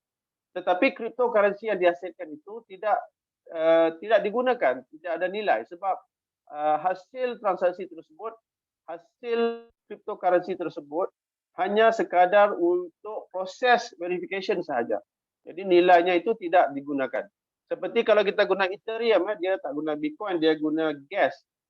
Dia bagi nilai ataupun value hasil daripada verification tersebut. Jadi di dalam sesuatu blockchain tidak semestinya menghasilkan Bitcoin. Tetapi yang untuk Bitcoin itu dia memang menghasilkan Bitcoin dan maklumat itu akan dimasukkan di dalam data Bitcoin yang boleh digunakan untuk currency. Tapi kebanyakan application blockchain tidak semestinya hasil verifikasi tersebut yang menghasilkan cryptocurrency dan cryptocurrency itu boleh digunakan pakai. Tidak semestinya. Kebanyakannya tidak digunakan. Oke, thank you, Prof. So, jadi seperti begini ya, Prof ya. Kalau misalnya kan yang platform blockchain itu ada banyak. Salah satunya adalah Ethereum. Nah, Ethereum itu menghasilkan gas. Betul ya, Prof ya? Ether or gas. So, it's like that everyone. So, the depends on the what kind of blockchain platform you use. Tergantung dari platform apa yang Anda gunakan, maka mereka akan menghasilkan koin jenis apa. Begitu nggih, Prof? Ya, yang terpulang Bitcoin itu boleh digunakan ataupun tidak. Okay. Yeah, okay. So let's move to the next question. It's from Dimas. Menurut Profesor, sejak kapan kita harus tahu mengenai blockchain dan belajar mengenai blockchain? Mengingat masa depan akan sering kita jumpai hal-hal yang berkaitan dengan blockchain. So since when we should start to learn about blockchain, Prof? The blockchain started 2007, right? Yes, so right. sebenarnya kita harus belajar daripada awal lah. Tetapi, yalah kita ni di negara Asia ni dari segi kemajuan IT kita itu agak terkebelakang. Jadi kebanyakan innovation IT ini banyak dimulakan oleh negara-negara barat, Western country. Jadi maksudnya sejak kapan itu sepatutnya sudah lama patutnya kita belajar benda ini. Tetapi masalahnya untuk memahami dan mengajarkan teknologi ini juga menjadi satu masalah. Tidak semua dosen-dosen yang tahu tentang perkara ini. Jadi kalau boleh, yalah sekarang ini zaman IT, kita melalui bacaan, melalui internet, itu harus kita mulakan. Maksudnya kalau kita nak, I think as shown in the video, the future is very bright for this technology to be implemented. So I think as a student, you have to start from now to understand, and hopefully you will get involved in the blockchain development or maintaining the system once you get a job outside. Tapi yalah tidak banyak lagi organisasi menggunakan teknologi ini lagi. Jadi ini adalah peluang yang baiklah untuk para anak-anak belajar tentang teknologi ini jika ingin menguasai teknologi ini dan menjadi salah seorang terlibat dalam pembangunan sistem ini. Thank you, Professor. I agree with you because not all lecturers understand about the way how blockchain works. Like in Indonesia itself, when I know some of my friends from industries, they ask me about who knows about blockchain programmer. Like they need it. They need them, but it's very difficult. Yeah, it's very difficult to find blockchain programmer because in the universities we cannot teach students this kind of technology specifically because it's very new for us in Asia, right? You're right, yeah. I think we can work together to come up with a curriculum on blockchain. Yeah, and provide for the students. I will join with you if you are going to make a curriculum about that. Okay, so next question from Nina. Bagaimana cara menumbuhkan kepercayaan pada masyarakat mengenai blockchain, mengingat blockchain merupakan teknologi yang baru dan masih berkembang? How to make the trust from the society? Yeah. To convince people. Yes, exactly. I think as a user, I think we are okay because we just accept whatever technology being used. For example, if you are a student, you just accept whatever university use the technology. But in terms of my experience, to implement blockchain technology, it incur cost. It incur cost. So how can we convince people to develop the system even though it incur cost? Okay, my experience as the Vice Chancellor at University Malaysia Perlis. So we discussed on the cost of implementing blockchain is such value. Of course, it's very good, but how can we justify the cost? So in my case, so I have to convince the committee that the blockchain will save money in terms of the efficiency, in terms of providing the certificate. So you don't need to buy special paper to print the certificates, or we can also provide the certificate online. So we don't need to print the certificates. So actually it's very tough, agak sukar untuk menumbuhkan kepercayaan pada masyarakat. Tak, masyarakat tidak ada masalah, faham. Tetapi untuk melaksanakannya, institusi atau organisasi untuk melaksanakannya, it's always about money. How can we touch money? Tapi dalam institusi kita harus berbincang, how can we save the cost to implement this technology? And you know, these are the things that stops people on implementing this, because you know it's a very good technology, but because it will incur some cost. So how can we save costs, save other costs, and implement this technology?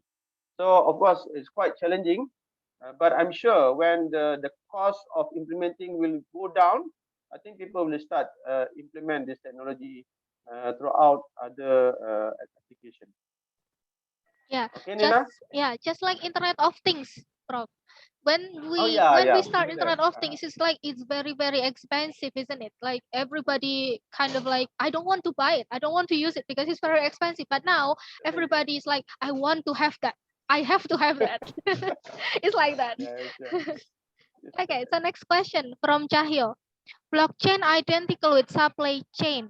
And as we know, if supply decrease, price will going up or will expensive. So as we know today, too much scam or on cryptocurrency and too many people lost their money. Maybe I can calling this like Ponzi scheme. How do you respond to this, Professor Badrisha? So as I said, there are two different things here: the blockchain technology itself, and also the cryptocurrency. Okay, so I mentioned to you earlier, it's a different thing. So a cryptocurrency, you have when you want to buy or use the cryptocurrency, you have to make sure that the cryptocurrency is has authority, or it is trusted, which has value. I'm sure there are you can purchase the cryptocurrency through different platforms. Okay, so so it's not about the in my talk, it's not about the cryptocurrency. As I said in the video as well, there are Ponzi scheme which the cryptocurrency itself is non-existent. It's not there. So you have to be very careful in making sure when you want to invest or use the cryptocurrency is has a legitimate or has been approved by the government. I think in Malaysia we have approved the existence of cryptocurrency, for example, Bitcoin, Ethereum. The Malaysian government approved. I think Indonesia also approved. But there are a few companies are given permission to do the transaction, to sell and to buy. So you have to find the right company which perform the transaction. Okay, so of course, in the video it says there are Ponzi scheme, but you have to make sure because I also store Ethereum currency, but for now in Malaysia, I think Indonesia is different. Cryptocurrency in Malaysia, there are fatwa say haram. I don't know, by the Persatuan Ulama Indonesia. But in Malaysia, our fatwa say it is harus, because the digital currency is like an asset. It's like a gold. It's like it's like an asset where we can invest. So this is different fatwa in Indonesia and also in Malaysia. So depending on your whatever in yourself which one you want to go for. Yeah, in Indonesia, as far as I know, MUI, Majelis Ulama Indonesia, is still in debate about this, because some blockchain, like some cryptocurrency, they are basically haram, but other cryptocurrencies say that they can provide Sharia finance due to the gold in the backup system as a gold. So that is why it's called Sharia. But still, for everybody, if you want to try cryptocurrency, please make sure that it's following the government regulation, and also you can try to find the platform in OJK, Otoritas Jasa Keuangan Indonesia. They have the list of the, how to say, like the companies that are allowed by the government to sell or by trading the cryptocurrency. Okay. So next question. Wow, we have a lot of questions, Professor. That's good. That's great. It's like they are so interested in this topic. That's good. Yeah, so the next question is from Yela. From previous explanation, blockchain is hard and nearly impossible to hack. Is it really no record of a case when hacker managed or nearly success to break security of blockchain from the first time it created until now? If it ever happened, did the system of the current blockchain is in development because of the case? Okay. I've not read of any system hacked by the blockchain system because the system has not been used widely. There may be cases. I'm not sure, but you can find it. I'm not heard of it any. But even if there is, I'm sure they will have some mitigation or solution to it. But it's not the reason why the system is not being developed. The system is there. It's just a matter of what you want to use the system for. So of course, in some terms, as I said, the system provides. As I said in the video, if you have a big castle, even if you open the door, so anybody can get inside it. So when you want to build such a system, you have to have a proper system, proper management of the system, so it will not be hacked. Similar with our server as well, anybody can hack, but we have to take precautious steps to make sure it won't happen. So of course, any IT system is there are possibility to be hacked. It's just a matter of you must be ready in terms of the management of the system. So yeah, everything is possible to be hacked, but you have to have a very strong team to protect your system. Yeah, thank you, Professor, for the answer. So is there any other questions, everyone? I already read every chat in our lecture today in the Zoom. Is there anyone who want to say directly? You can open your mic. That will be okay. Anyone? Okay, while waiting for the question, Professor, I actually have a question for you. So you have so many questions at the same time. All right, it's good. So, but I don't know whether I can answer all the questions, but I try. Okay, maybe we can sort of have a discussion for this because I understand it's still a very new technology, very emerging technology. So because of the loophole, so there is a loop in the security.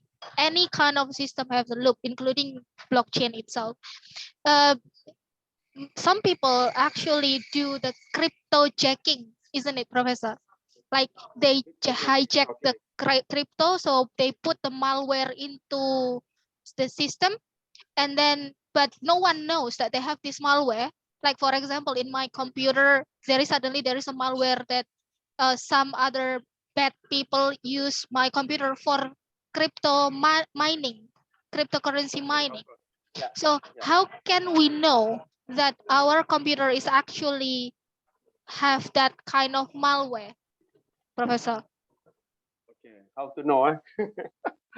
That's a very tough question. How to know? If you have a computer systems, so you need to know what are the processes running in your system. Right? You have like Windows, you have control, alternate, something. So you see the process. So basically, you need to know what are the processes is running, because as you said, malware is a very small application runs in your system. So you have to have you have to know what kind of system running in your system. So in this case, you have to have the knowledge to identify whether there is a malware in your system. And of course, as I said, you have to have a very strong team when you want to implement blockchain system. So it will not be hacked or will not be put into any malware. But I forgot to tell you, a blockchain system, you can have a public blockchain and also private blockchain. Public blockchain means that anybody can connect, become a node, and attach to the public blockchain system. That means anybody. Of course, you will need to have a permission to get involved with the public blockchain.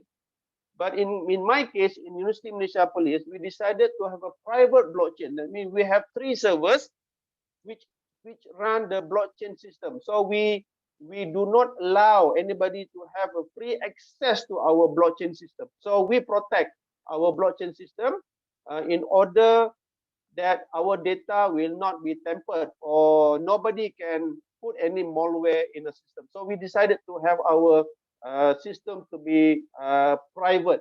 That means, it's not the public. You can have a public, but in this case, we decided to have a private blockchain system. So it's minimum the risk to be hijacked.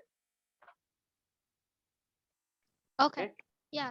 So basically, if we want to try, like the students, they want to try developing something in blockchain, it's better to do it in a private blockchain, right, rather than in a public blockchain. Yeah. So we have 2 questions in here from Cahyo. We know about inflation and deflation. Today, many former about adoption blockchain as stablecoin for legal fiat like El Salvador. A lot of controversy, especially in the Fed USA about this technology. If the government uses stable coins as payment, so I think a lot of retailers will get what is this? Get wrecked because goods price will be stable all over the places. Maybe Cahyo, do you want to speak about your question? Yeah, I quite understand. Oh, you understand? Okay. El Salvador country, they have legalized the Bitcoin transaction, but of course it's not. The US is not happy because for all this while, our currency is controlled by the US dollar. So of course they wouldn't like anybody to use any currency which is not based on US dollar. But however, as I said before, there are parties will not be happy if we use the Bitcoin or digital currency because they will be out of the business. They will be out of the business because this is decentralized system. Nobody controlling in terms of nobody's controlling the currency. It's depending on the supply and demand. So but again, the government are still depending with US in terms of referencing the currency exchange. So that's why most country are not willing to implement digital currency at this particular moment. So I said it is similar like an asset, like a gold. There are price going up, price going down, but at this moment, because they say the digital currency is not stable because it can go very, very high. It can go very, very down. So that's why they say the digital currency at this particular moment is not stable because it can go up. So for example, today you buy 1 Bitcoin. Maybe tomorrow the price go up, it becomes 2 Bitcoin. So the changes is so abruptly changed. So that's why they say it's not stable. So this is some of the issues that the government are still considering using digital currency for the financial transaction. Okay. Yeah, it makes sense. The question is that makes sense. Yeah, a lot of retailers, if they use the digital currency, so at the end the fiat money will not be so attractive. Nobody will use the fiat money, the paper money. So of course, any government or any bank would not like that to happen. Okay, thank you, Professor. So let's move to next question from Sharhani. Right now, there are many blocks in the system of the Bitcoin because of many transaction did. Can we track the first block? And is it necessary to know the first block? Okay. Oh, this is very good question. Supposedly, yes, it is. Yeah, you should be able to track the first block, no problem. Because I said, if the system made it is publicly accessible, you should be able to look into all the transaction. Of course, if you want to go for the first block, it will take many steps to get to it. Because if you have a million transactions, so it's very tedious to look into the first block. But yeah, it is possible to have a look at the first block. Okay, yeah, it's very possible, but I'm not sure that anyone want to do that because too many things need to be done to find the first block, actually the blockchain, isn't it, Professor? Yeah. Okay, so anyone want to ask again? Can I ask Yeah, some please, Yeah, question? sure, Bram, sure. Carry on. please. Yeah. I want to ask about the disadvantages of the blockchains. I'm still confused about the wasteful. Or So the wasteful. yeah.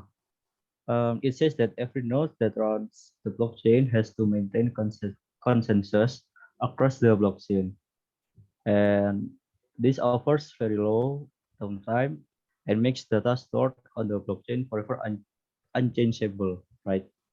My question is, nah, um, so if we want to update the data, do we have to create the latest data and leave the old ones, or we can delete the data and create new one?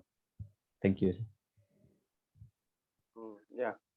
As I said, because the blockchain, all the information will be stored to all the nodes. So that's why you call it wasteful, because you are wasting the resources. So many data available. So that's why you call it wasteful. While the normal system, you only store one copy. So it will save. If you have a 10 server, you store the data into one server. That means you have other servers available. But in this case, you have all the copies. So that's why we call it wasteful, waste of storage. But again, this is need to be done to make sure the data is unchangeable. And this is to protect if one of the nodes or server has been in disasters, so we still have copies of from other nodes that we can retrieve. So that's why we call it wasteful. Wasteful means macam membazir lah. Why you need to have so many data. But because of the nature of blockchain, to make it secure and accessible, if anything happen to one of the nodes. So that's the meaning of the wasteful. Okay, Prof. Yeah. All right. Yeah, exactly. Like because of blockchain has a lot of data, it can be considered as a big data also, because there is nothing can be deleted. Nothing.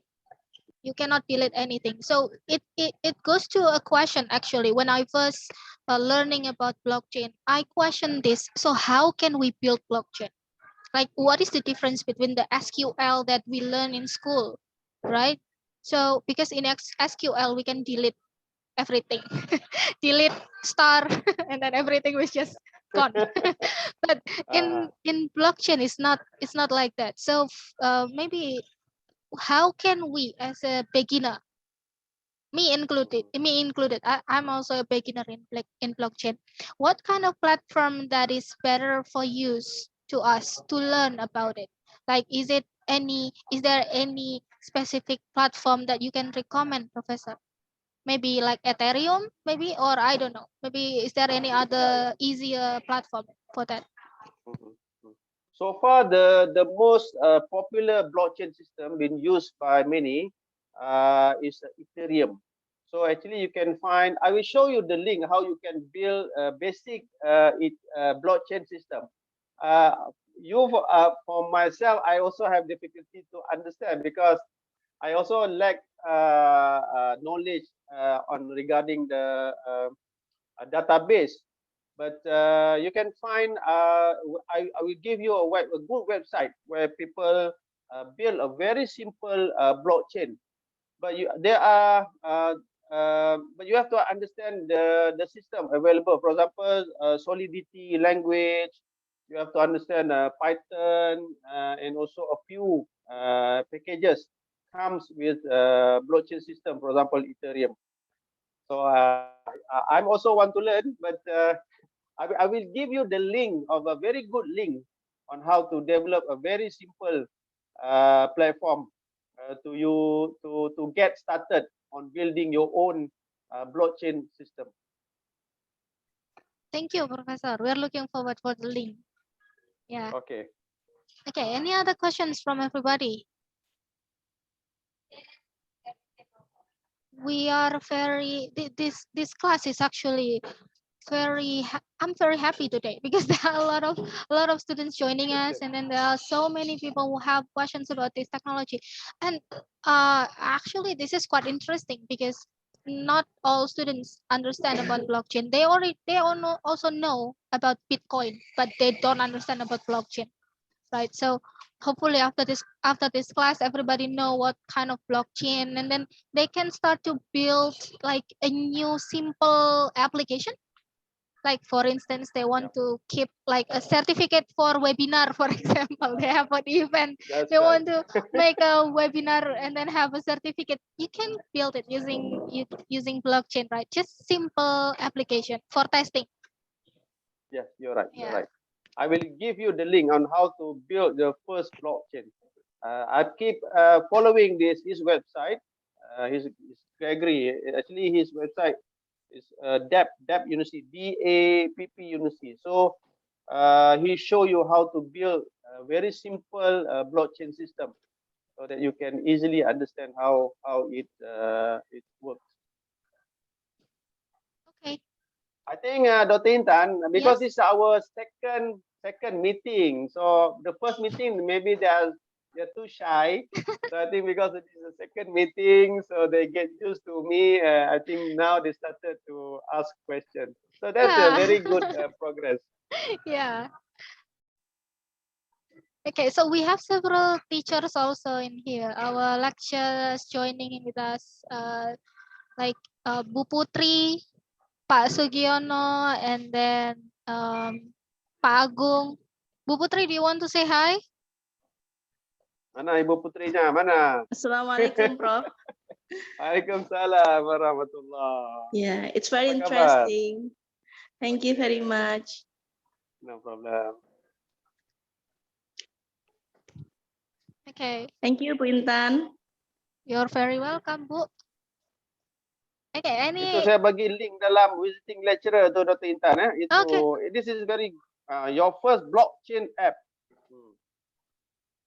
Okay, let me copy this and then send it to everybody in Zoom. Yes, yes. So this is, I think you have to repeat to watch it, maybe 2 or 3 times to understand. But I think because of your basic or fundamental understanding about blockchain, which is in today's lecture, I'm sure you have no problem to understand how to build your first blockchain system. So everybody can see in the chat that there is a YouTube link about how to build a simple blockchain system. Yep. Have a look at it, inshallah. Yeah. Be able to become a blockchain expert one day. Inshallah. This is a very good opportunity for everybody to learn about blockchain, because like one of the information that I share to you students, like a couple weeks ago, there is an internship in Singapore that you can try. The company, it's called a Fix Media. I think I forgot the name of the company. The company in Singapore, they say that they need one of the students that can perform as a blockchain programmer, if you can as at least the basic, you can try to go to those kind of companies who offer internship about blockchain, and then you can learn more about how to build a blockchain in an enterprise company. That will be very great opportunity for you.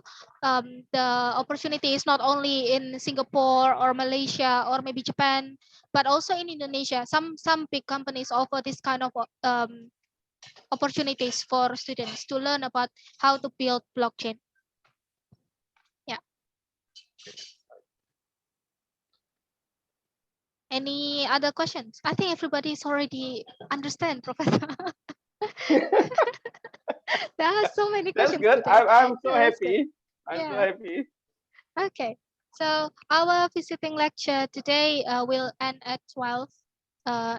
So we still have 5 minutes left. 5 minutes. So if any of you have a question, maybe one more before we end the class.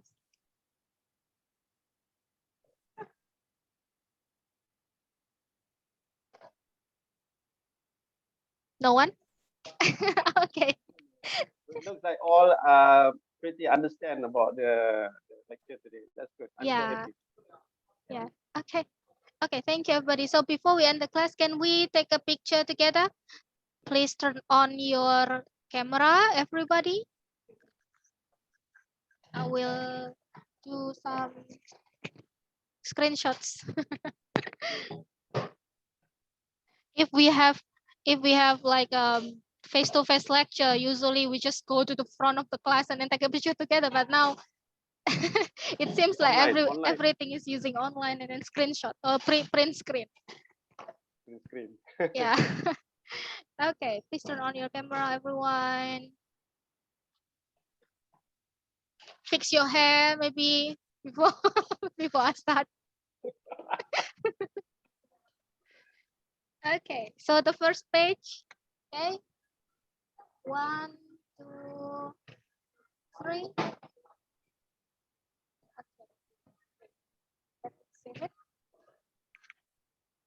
Okay, the second page. 1, 2, 3. Okay. The third page. 1, 2, 3. And then the fourth page. 1, 2, 3. Okay, so this is the last page. Okay. Wait. Okay, that's it for the photo together. Thank you, Professor Badli, for the last 2 weeks for the visiting lecture in our university. Hopefully, the knowledge can be very beneficial for everybody, for the students, for the lecturers, and hopefully we can meet again soon, Professor. Maybe in other Inshallah. opportunities. So we pray for the virus go away as soon as possible, so we can come and be together. Inshallah. Inshallah. Hopefully everybody will be healthy. Hopefully the virus will be go away forever. So that we can have a meeting with each other either in Indonesia or in Malaysia or in another country maybe. Okay, thank you for today, Professor Badli. Thank you for everybody for the class. See you later. See you maybe in the other opportunity. Assalamualaikum warahmatullahi wabarakatuh. Good afternoon, everyone. Waalaikumsalam Waalaikumsalam warahmatullahi warahmatullahi wabarakatuh. wabarakatuh. Good Afternoon. afternoon, Miss. Bye.